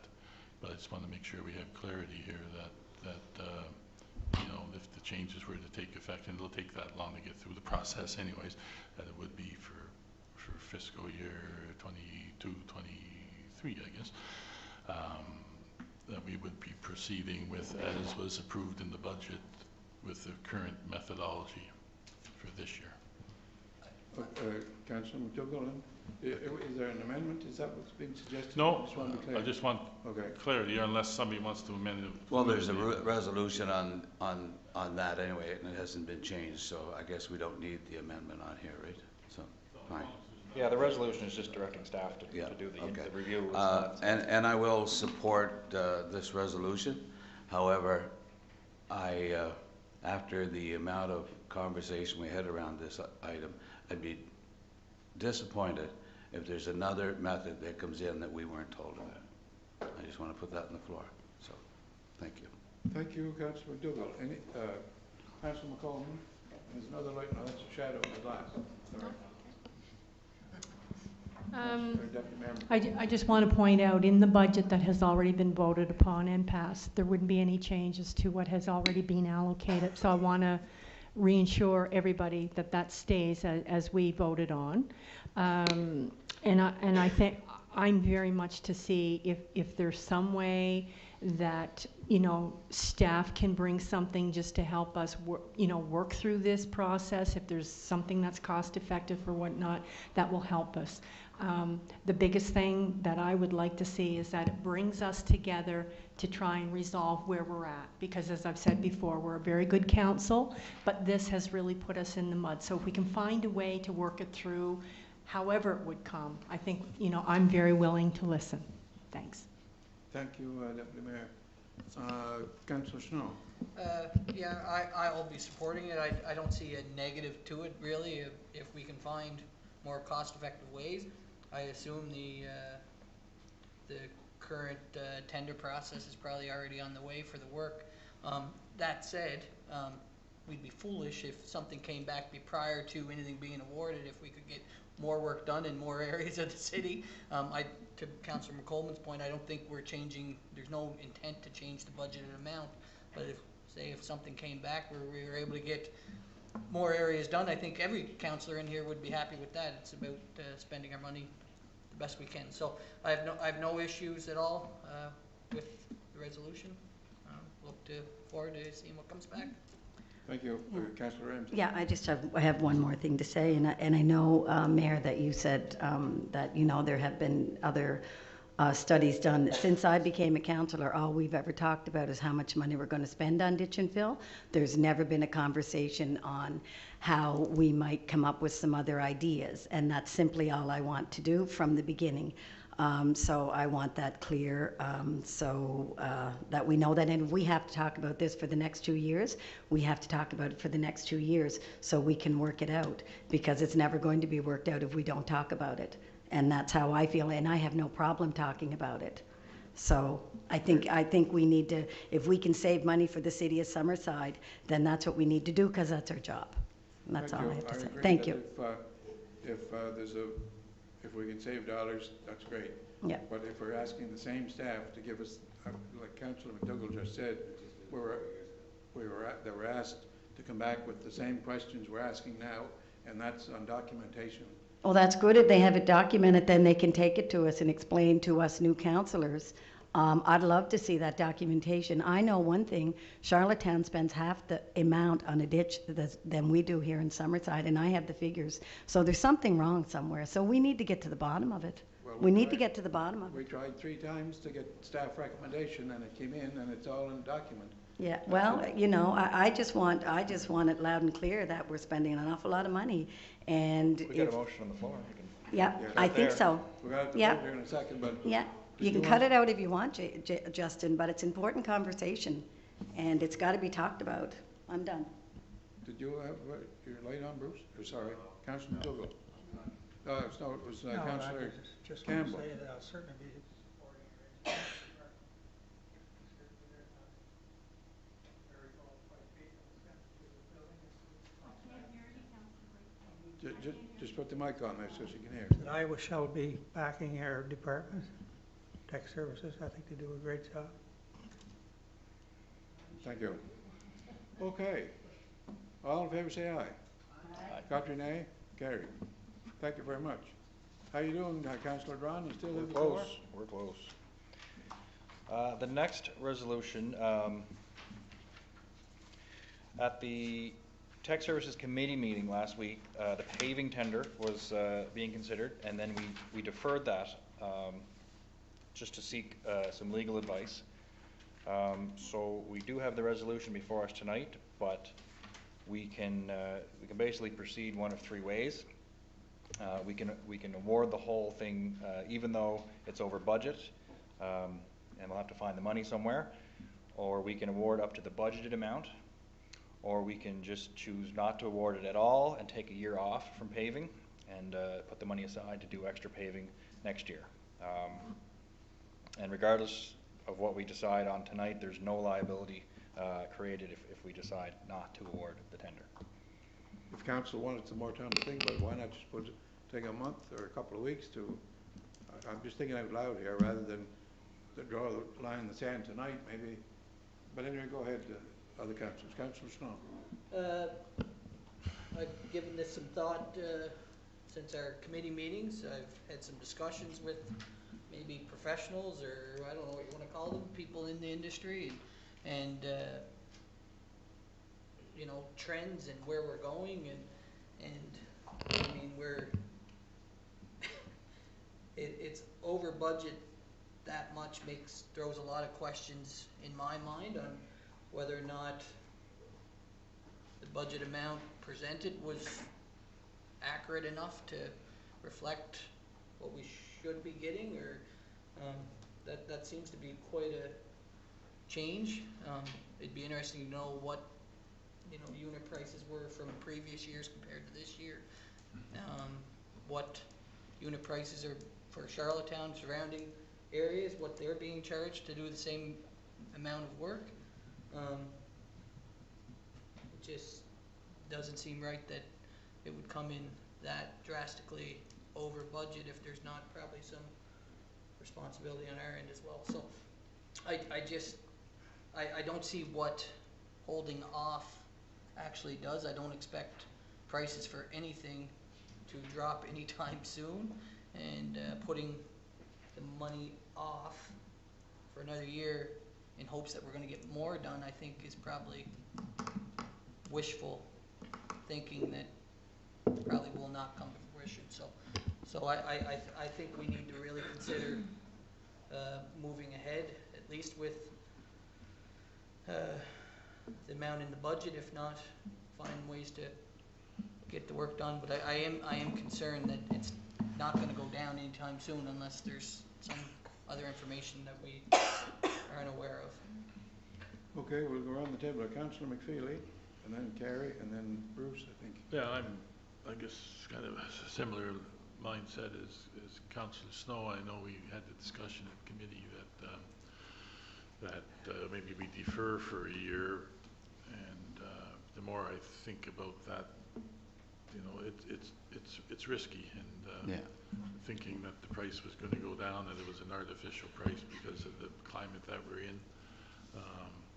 Of more concern to me is these single tenders that we're receiving, that it's almost counterintuitive to the tendering process that we're getting as many one-of tenders. So I don't know how we deal with that in the long term, but I would support going with our budgeted amount for now. There is potential for some additional dollars coming in, so when we have the discussion about how we allocate those additional dollars, perhaps we can increase it. But I think for the time being, to go with the budgeted amount and then look at increasing it if we can, with kind of where I've come over the last couple of weeks since our committee meeting, I think. Thank you. I believe Councillor Adams is next, and then Bruce, and then Rob, and then Greg. Thank you, Your Worship. Pretty much just the same as others were saying. I do have concerns with one contractor. In regard, it seems too different I don't know how we can just have one. And I really think this goes back to the big discussion we had with our building code and the communication that we're having with contractors. I really see an issue there. Like, are the contractors' prices that off, or are our calculations that off? So do we, I don't see any reason that we can't have tech services and the CAO, Kristen, sit in a room with some people that would usually tender on projects to see what's going on. We need to have the discussion. Why aren't people bidding? Good point. I think that will be arranged over the next short period of time. Okay, we'll go to Councillor McDougall. Thank you, Your Worship.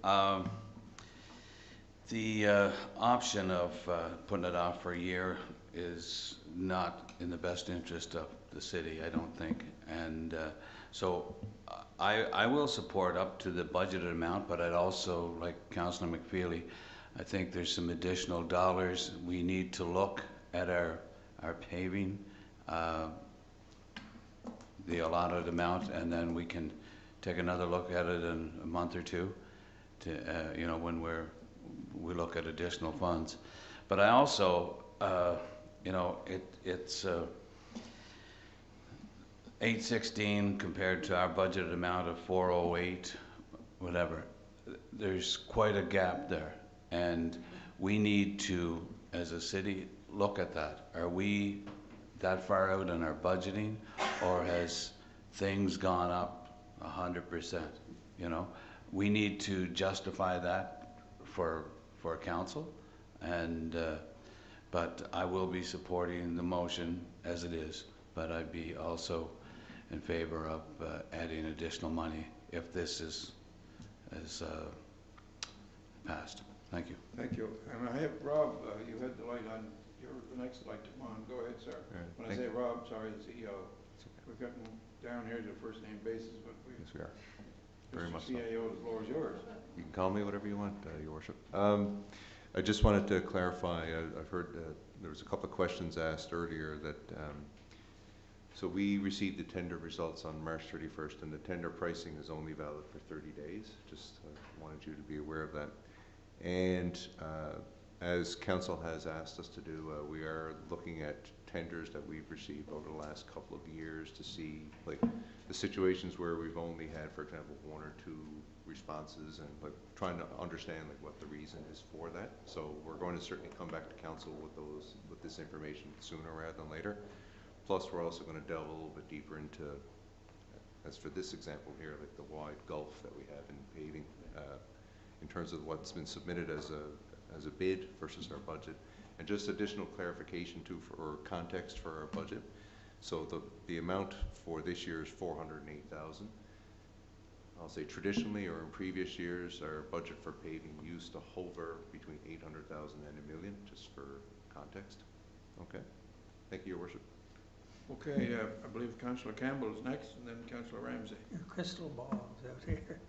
petroleum products, I don't think are gonna come down in the next 2 years, especially with the pandemic and stuff like that. It just doesn't make sense that they would when everything else is skyrocketing. Building supplies and asphalt shingles and stuff like that now is just over the roof and back again, so I think we should do what we can do this year and then start from scratch next year. Thank you, Councillor Campbell, and I believe Councillor Ramsey is next. And then Thank you, Councillor Your Snow. Worship. I have some great concerns regarding, I've been getting some phone calls and having some meetings with contractors, and this is not new information. Apparently, it's been information that has been out in the past, and hasn't been anything done about it. But I think it's a real good idea that we meet with the contractors and find out why we're not getting the tenders here in Summerside. I like that you're willing to do that, Mayor. And then just get to the bottom of the problem. There's definitely a concern, and I'm glad that this is all coming up this evening. Thank you.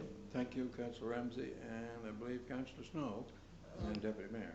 This is a question for Rob and Kristen. You might not have it now, but I'm wondering if it's something that could be sent out to us. Can we get the, I don't know what the units are, if they're done in kilometers or how it's done, but can we get this year's pricing sent out to us? How much is getting done for X dollars, and then the last number of years, because it's either up 100% or it's not, and if it's not up 100%, we expected to get a certain amount done for what we budgeted, and it's not even close, then we have some issues that way. So if we could just get more of that information and be able to dive into it to see what's going on ourselves, because I'd like to see the numbers.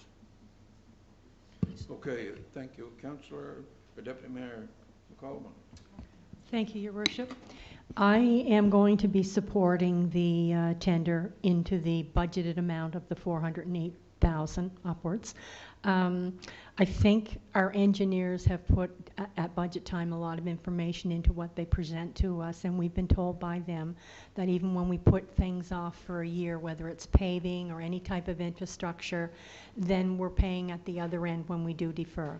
So I think we need to keep going the status quo, and I agree wholeheartedly that, and thank you, Mayor Basil, for sending out the letters and whatnot in trying to get information from our contractors and tender bid projects, because we really need to know what's underlying, what maybe some of the reasons are, and if it's something that can be tweaked or changed. I think the cost increase that we're seeing has an awful lot to do with COVID, the increase in lumber, the increase of, supplies. So I think we just have to absorb that for this year. Thanks. Thank you. And yes, I did send out 9 or 10 letters to the developers in regards to building and their building bylaw that was talked about here over the last meeting. And I've only gotten word back from one at this point, but just, I know our staff and others, maybe government staff, were suggesting more stringent measures than what's already in the National Building Code. So I asked for the opinion of all the developers, and only got one back at this point. Hopefully we'll hear back from them all. But and then also there may be other clauses in that building bylaw that could be loosened up somewhat to keep working to make sure we attract commercial development. And in regards to that, we're just trying to get that done, and then try to get the pavers and those developers in to answer the questions that we talked about here tonight. So maybe I'll leave that up to Mr. Philpott, if you can contact those people that we do get send tenders to, or quotes or bids or whatever, and arrange a meeting someday at noon or whatever date is convenient for the developers and council. Maybe that'd be in the evening, I don't know, but if I could leave that in your capable hands, and it doesn't have to be tomorrow sort of thing, but because there's so many meetings ongoing, and we'll see how that unfolds, see what they have to say. So we've been talking here a lot. Did we vote on our last motion? No, we haven't. I haven't read that into the record yet. But well, I will. If there's no more question, you may as well put the motion on the floor. I will address one comment that Councillor Campbell made, and that was when he said the price of shingles is going over the roof. That's probably where you want them. Yeah. COS 21-068, moved by myself and seconded by Councillor Snow. Whereas tenders were called for the paving project 2021, And whereas the following tenders were received, the one bidder, Kernan Briggs Limited, in the amount of $816,235.50, and a schedule for the project of 9.4 weeks. Be it resolved that the tender submitted by Kernan Briggs Limited for paving project 2021 for a total amount of $816,235.50, including 15% HST, be accepted as it was the lowest tender received for the maximum budget amount of $408,778, including HST. This bears the recommendation of the Technical Services Committee of April 6th, 2021.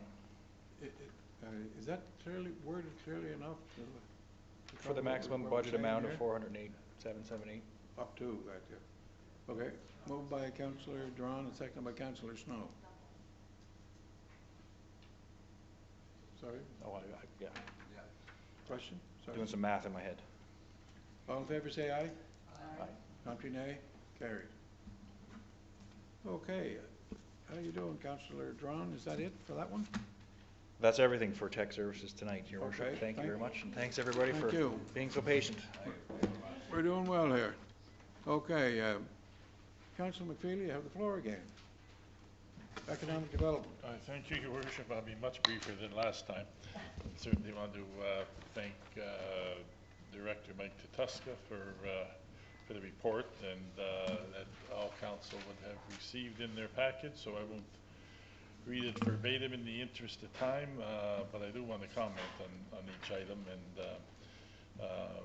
Your Worship, you were involved in the announcement on the nurse recruitment and retention project at Prince County Hospital to try to help resolve some of the issue around critical care and nursing for the ICU and the emergency room there. So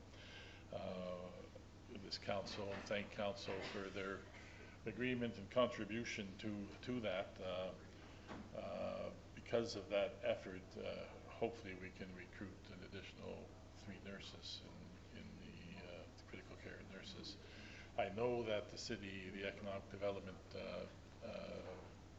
department has been involved in a social media campaign around that. Most of you would have seen the various social media things out on that, and I know that as a result of that, just passing around those Facebook pages and getting things out on social media has resulted in 7 or 8 inquiries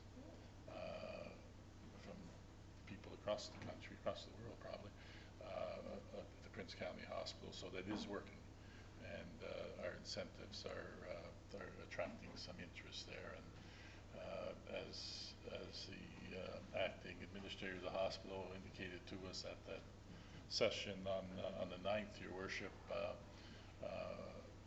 this partnership between the city and the foundation and the hospital is very, very unique in the country, and is almost kind of a leading edge kind of thing in the country. So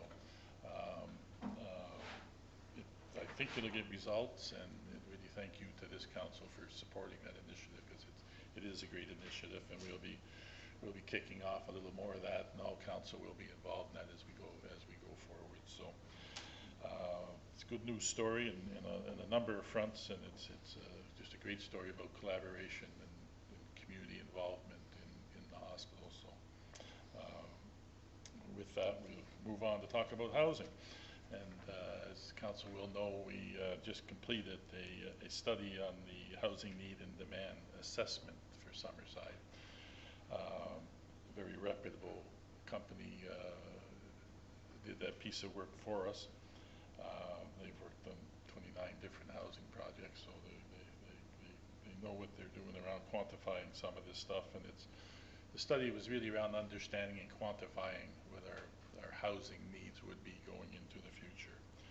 And what we did learn from that study was that it's estimated that we would need about a minimum of 80 new housing units annually for the next 16 years. So that's 1,280 units over the 16-year period, and that's a minimum.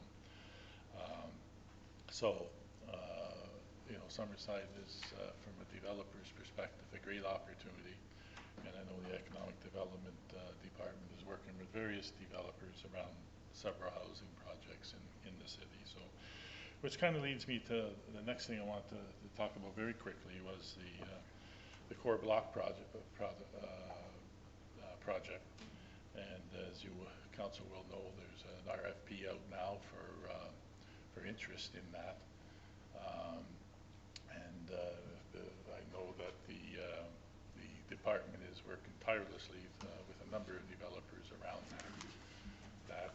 It's tough times out there from a developer's perspective. We just finished talking about the paving increased costs. Well, obviously the increased costs and availability of supplies around the building industry is a tough go. So it's a tough time to be out promoting development. So I know that council has been fielding questions as well, and some concerns have been expressed out there about the preservation of the heritage of the downtown and all that type of thing as we sort of move forward here. And just want to assure people that there is a process in place here. We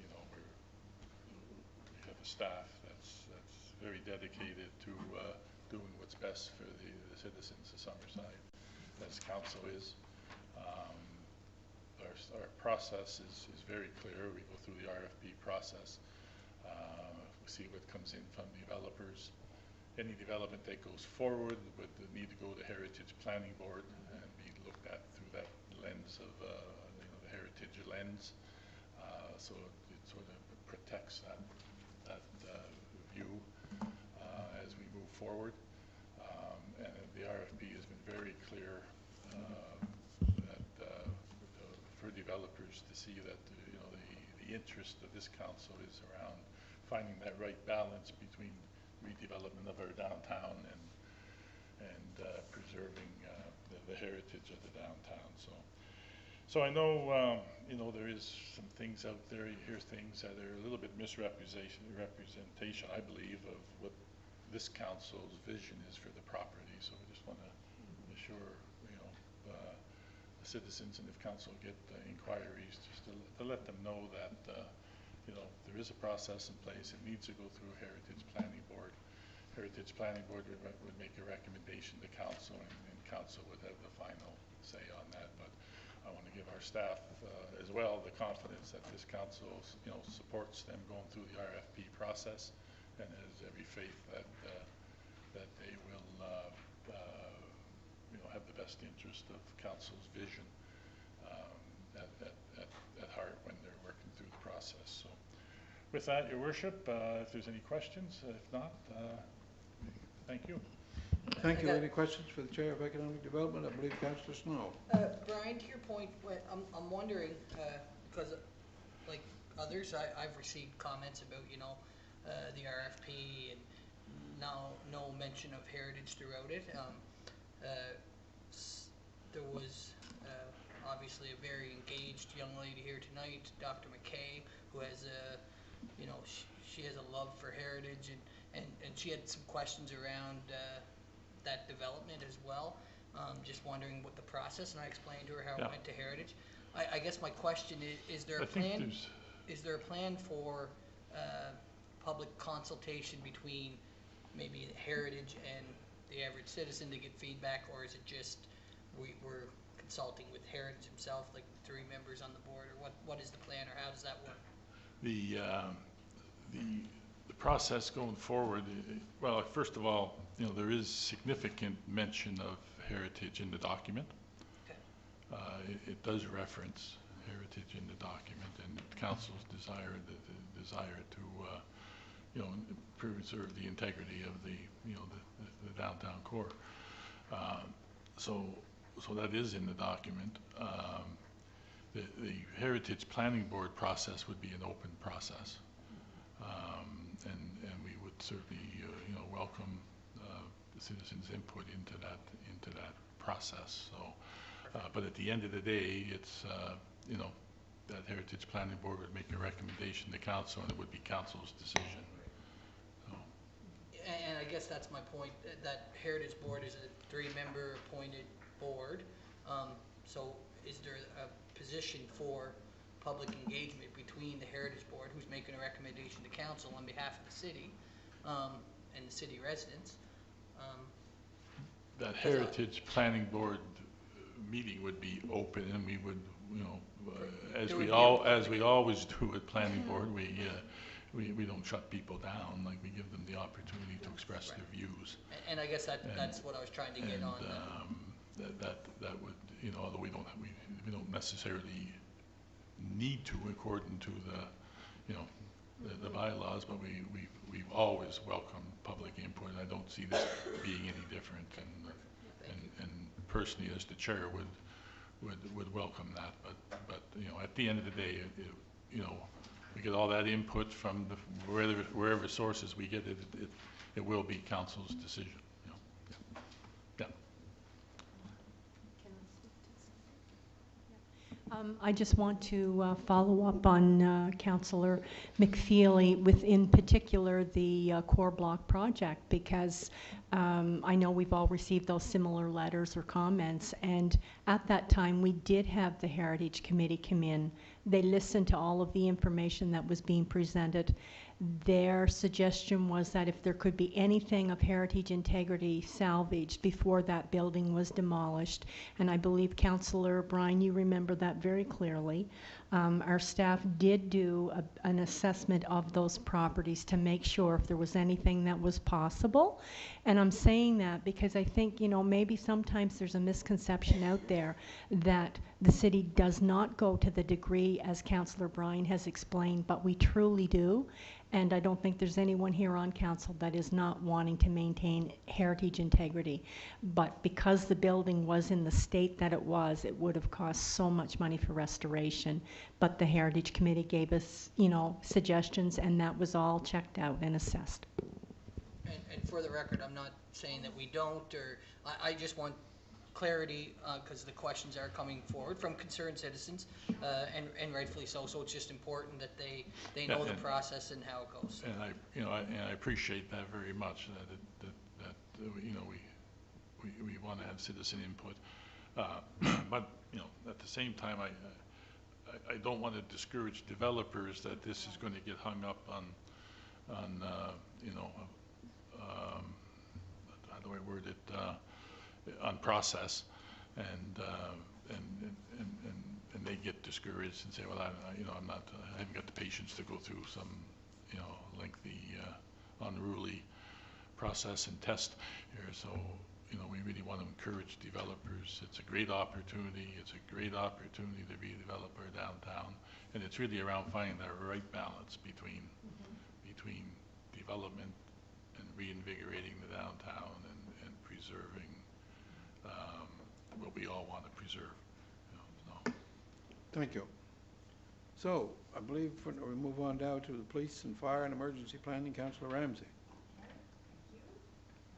Your Worship, and good evening, everyone. I'm going to first do fire services. Report submitted by Ken Culleton. Thank you, Ken, for that. Firefighters answered 31 calls for the month of March. And they trained a total of 667 hours doing the following: Level 2 instructing, Zoom presentation on fire control, Level 1 instructions, rapid intervention team training, car, fire and roof ventilation training, medical first responder training, OH&S meeting, hose, ladder and pump work. 6 of the firefighters have currently completed their theory for Level 2 certification by writing and passing exams. The final component, the field work, will begin in early October. 4 of the firefighters will be completing Level 1 certification by the end of the month. Painting of the apparatus bays has been completed at Station 2, and firefighter lockers have been installed at Station 1 and Station 2.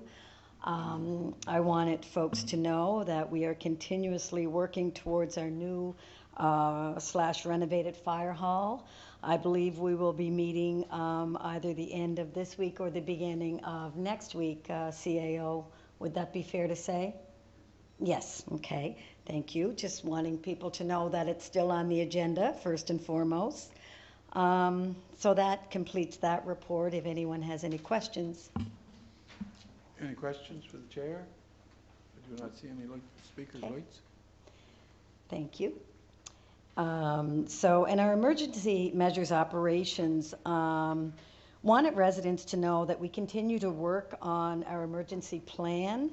We have an emergency activity plan for the beginning of May, and so we're looking forward to that. Our committee is excited about what that looks like, so that's going to be for believe the first week in May, CAO. Yeah. So that completes that report. If there's any questions on that. No? Okay, great, thank you. So I'll go right into the police service report. Members continue to do virtual meetings with conference calls in March, with in-person meetings happening, as well as including Notre Dame Place Advisory Committee meeting, bridge meeting every Tuesday and Thursday. Members continue to lay charges on persons who are not self-isolating due to the pandemic, and I'd like to congratulate the Somerset Police Services for what they just completed, I believe, Friday, with 5 members of the public at Walmart parking lot where they were apprehended, and I shouldn't say apprehended, but they were fined, and good work on the Somerset Police Services for looking out for us during this pandemic. During March, members took part in the following training: first aid. 5 members took part in a workshop at APA consisting of enhanced interviewing skills, death investigation, and crime scene management. 1 member took an online course through Dalhousie University on coaching for leaders and passed the course with flying colors, so congratulations. Community policing activities. During March, Summerside Police Services took part in the annual Junior Mayor and Council on tour of SBS and the IDENT Lab. Photos posted on Facebook. 1 member participated in the first shift hockey coaching program. A 911 presentation was done for grade 1 students at local school, and volunteered time at the College of Piping, ushering and taking tickets. And the following is a list of some occurrences totals for March 21. Calls for service were 482. Traffic accidents were 20. Reported crimes of assault and threats were 23. Theft reports were 23. Impaired driving offenses were 11. Highway Traffic Act charges were 80 plus 64 for speeding. Break-in and enter reports, business and residential, were 6. And drug enforcement charges were 1. I guess I just wanted to let folks know that the first time, I believe since 1995, we have upped our complement on police services by 1 officer.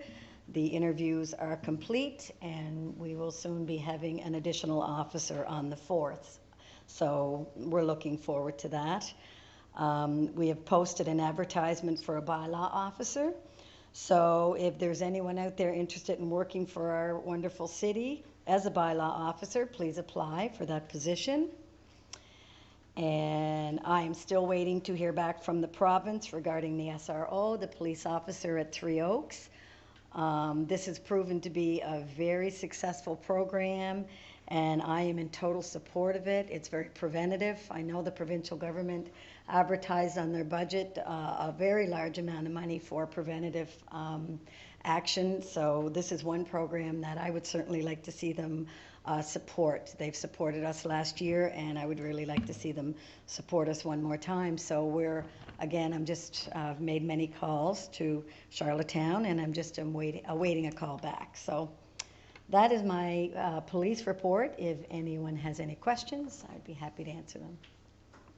Any questions for the chair, please? I do not see any. Okay, thank you very much. Is that all you have at this point? That's all I have. Okay, Thank you. Thank you. We'll continue on with the agenda. So our next item on the agenda is Councillor Snow. You have community services. Thank you, Your Worship. I have my report, and then I have a couple of resolutions following.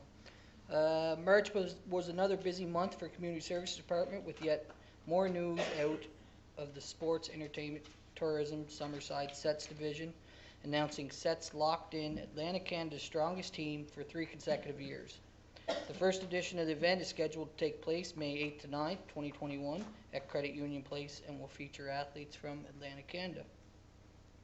Active winter continued for the month of March with plenty of skating at the Oval and various types of activities on the trails at Rotary Park and Heather Moyes Park, including fat biking, snowshoeing, cross-country skiing, and walking. The crews continued maintenance on the outdoor facilities as long as the weather cooperated throughout the month of March.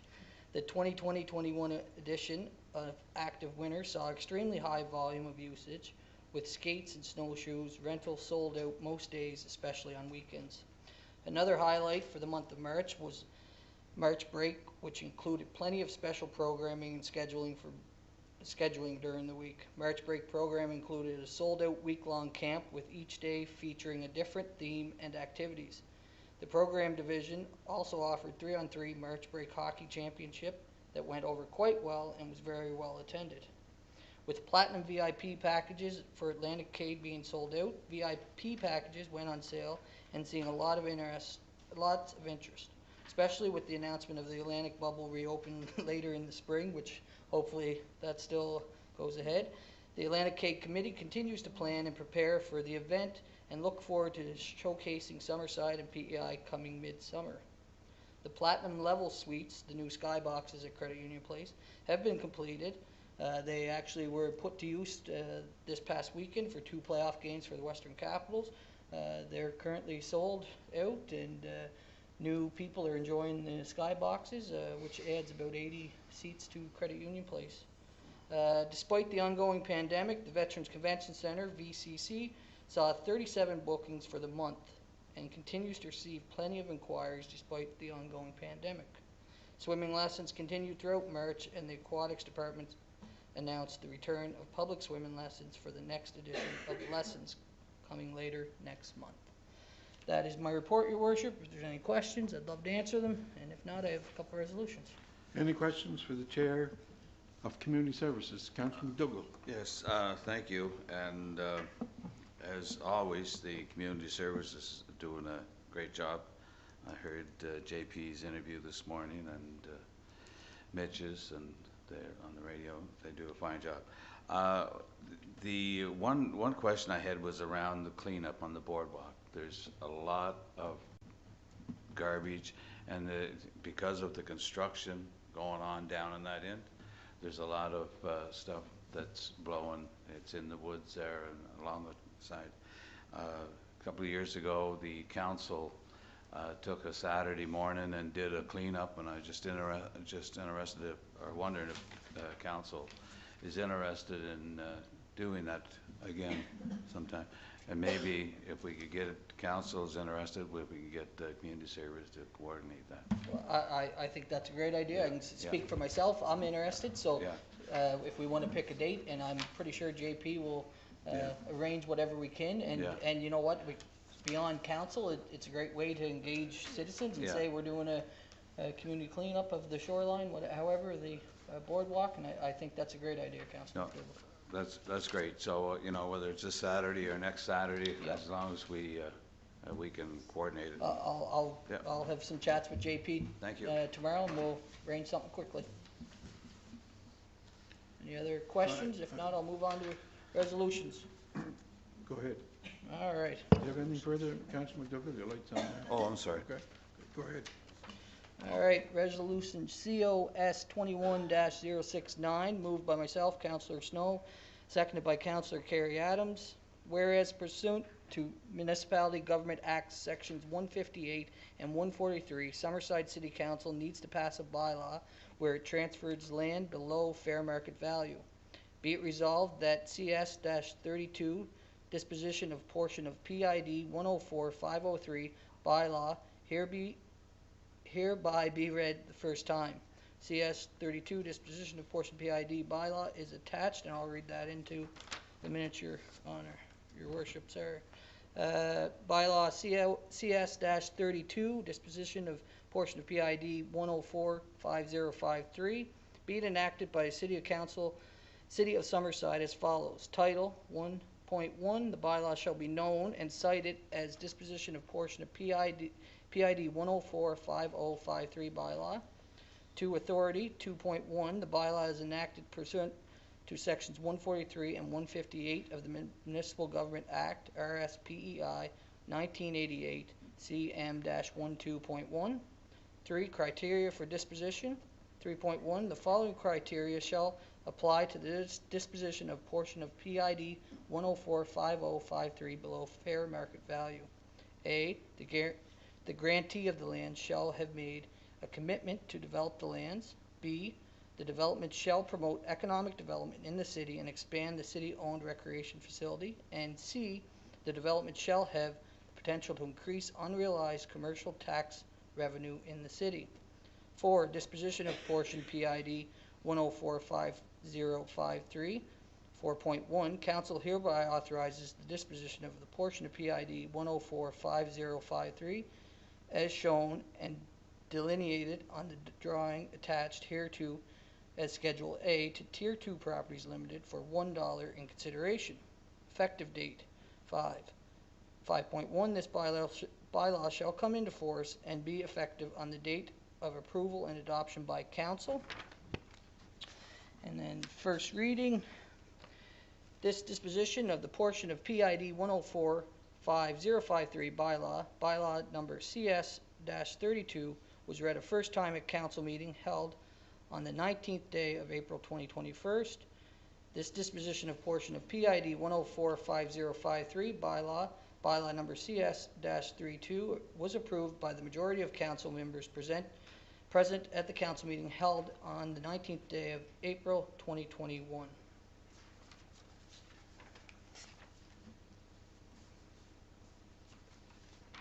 So, Moved by myself and moved seconded by yourself, Councillor Adams. Second by Councillor Adams. Any questions? Are you ready for the vote? All in favor say aye. Aye. Contrary nay. Carried. You have another one? I have one more, yeah. Resolution COS 21-070, moved by myself, Councillor Snow, and seconded by Councillor Kerry Adams.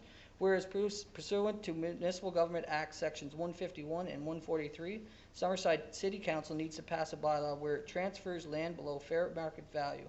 Be it resolved that CS-32 disposition of a portion of PID 1045053 bylaw be hereby declared read for the first time at the April 19th, 2021 monthly council meeting. Moved by Councillor Snow and seconded by Councillor Adams.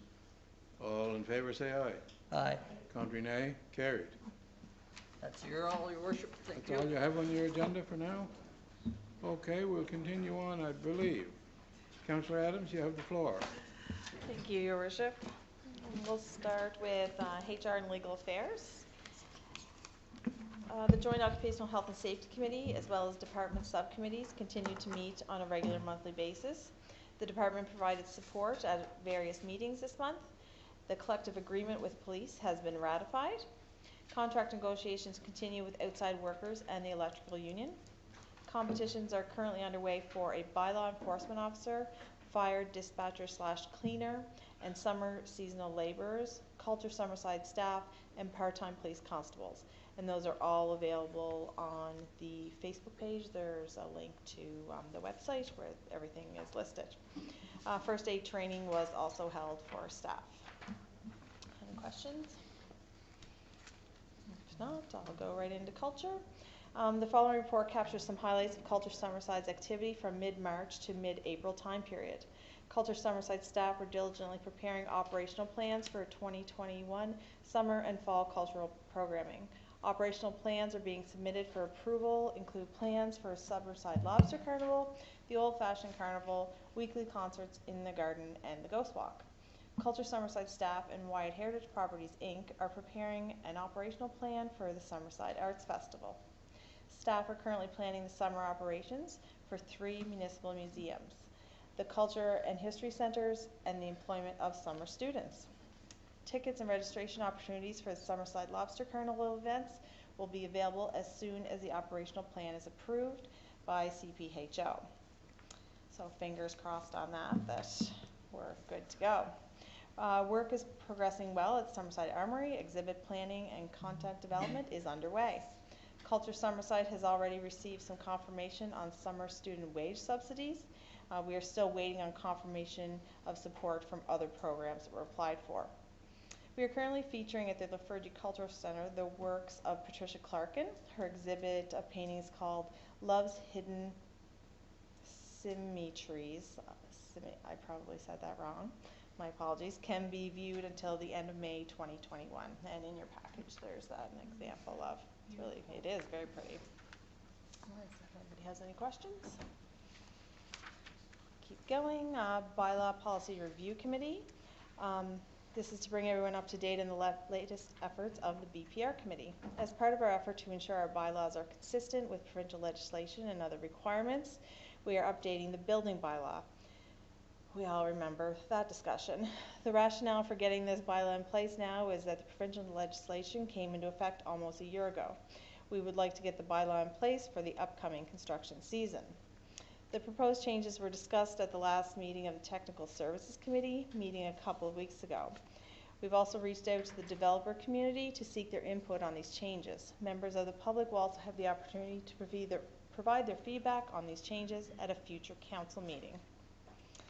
The other proposed bylaw provides for the enforcement of city bylaws and other enactments. The Municipal Government Act states that if the city wants to appoint officers to enforce its bylaws, such as issuing tickets and fines, then the city needs a bylaw which outlines who can be an enforcement officer, what their powers and duties are, and a process for complaints and discipline. The bylaw provides for the appointment of enforcement officers by the CAO.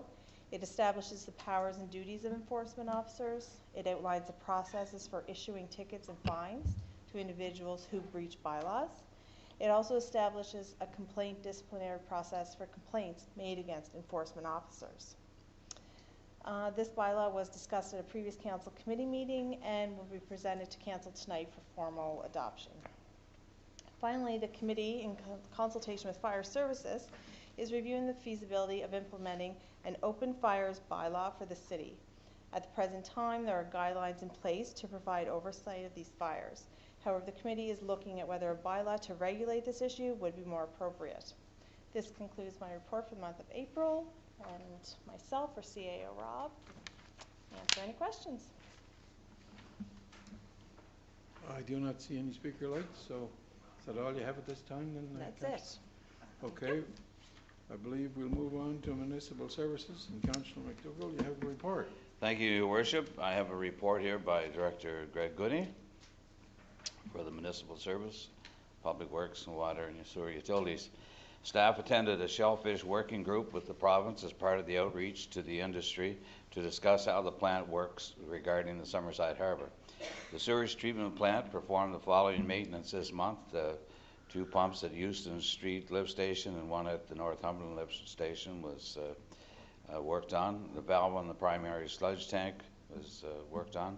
The sewage unloading station, the outlet auger for biosolids warehouse, and the biosolids sump pump. Public Works has started the process of edge of the right-of-way repairs for the roadside from the snow removal efforts. This is a process of large debris first, then topsoil and then seeds late in May. This is usually completed by the end of May citywide. Compton Road has been graded and filled from the winter wear. Street sign repairs are ongoing this month. Large potholes are being repaired temporarily with coal patch to see it through to the hot asphalt repairs in June. The flashing stop signs were reinstated at the intersection of Walker and McEwen Road. The Wilmot Wellfield fencing was repaired from overgrowth and vegetation and snow damage. The large piles of snow were removed to the snow dump from the parking lots as a sign of the winter season is ending. And the following snow removal efforts were completed March 10th and to April the 12th. Plowing roads once, parking lots once, street salting 4 times, salting sidewalks 5 times, sidewalk plowing once, and fire hydrant cleaning once. And I guess there was snow not too far from here by the looks of some pictures on Facebook. So someone's other side. Did we? Hit it up at my place. Did you? Yeah. Oh, I guess I kind of lucked out and saying, oh, there's a heck for a change. This one in the kayak. So, yeah, I was going to go kayaking. Anyway, there was 32 water samples taken with clear bacteria. One test at Greenwood Drive had a bacteria count, but upon retest it was cleared. And 15 chlorination samples taken all within parameters. 2 water services were repaired this month. 2 water main breaks were repaired this month. 15 water turn on and turn offs for the month. 9 sewer calls. 1 sewer video was performed. And some good news, we have a homecoming. The street sweeper is on its way, and it's newly updated, and so we're looking forward to that. It's coming next week, I believe, CAO, and it's been done from top to bottom, upgraded, and they'll be testing, and we'll be watching. So. You have words for writing a song about it. Yeah, it's homecoming for the sweet sweeper. And just... You get your merge wicks. Yeah. So that's all I have for the report, Your Worship.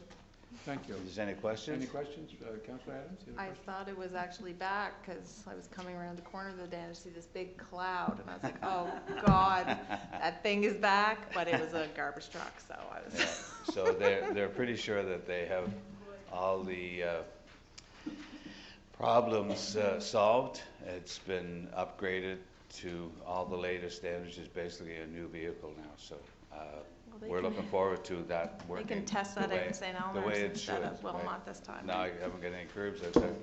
But, so, is there any questions? We can get you driving and we'll do the boardwalk cleanup. That'd be good. Easy one for me.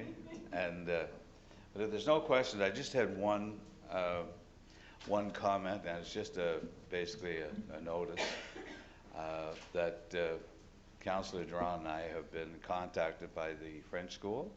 They're very concerned with South Drive, the crossing. We have put it on the committee meeting, tech service committee meeting for next month. But it's a real concern there, and that's the same area that we're looking for a sidewalk for those children that are walking down there. And so that's all I have. Thank you.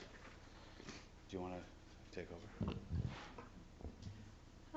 Okay, everybody, members of council, we've one more report, and that's electric services. I guess the most important department in the city. Councillor Gregg. It's a hard act to follow. The engineering, procurement, and the construction RFP have been issued for the Summerside Sun Bank project. Those were issued on April the 12th, 2021, and it closes for submission on May 9th, 2021. Information for this work can be found on the city's website under Doing Business with the City Summerside. The Eco Park underground electrical servicing is being completed this month. There were 3 significant storm events this month with high winds and rain, resulting in 36 service calls. Power plant maintenance consisted of repaired radar unit on South Drive, repaired garage door on the police station, fuel supply booster pump replaced for power plant fuel supply, 5 heat for less appliances repaired, meter changes continued for 2021, Gillespie Street lighting repairs, Pope and Central traffic light repairs, boardwalk, and of course Mackenzie lighting repairs, all complete. All joking aside, but there were some emails and complaints about some street lights being out. Every pole has a green tag on it, so if you take the number off of that and phone the electrical department, because a lot of the staff are through work now with the longer evenings, and they're home and they don't get to see if a light's off, and they certainly be there in a day or two, it'll be recorded. We had 2 installations for the Heat for Less program.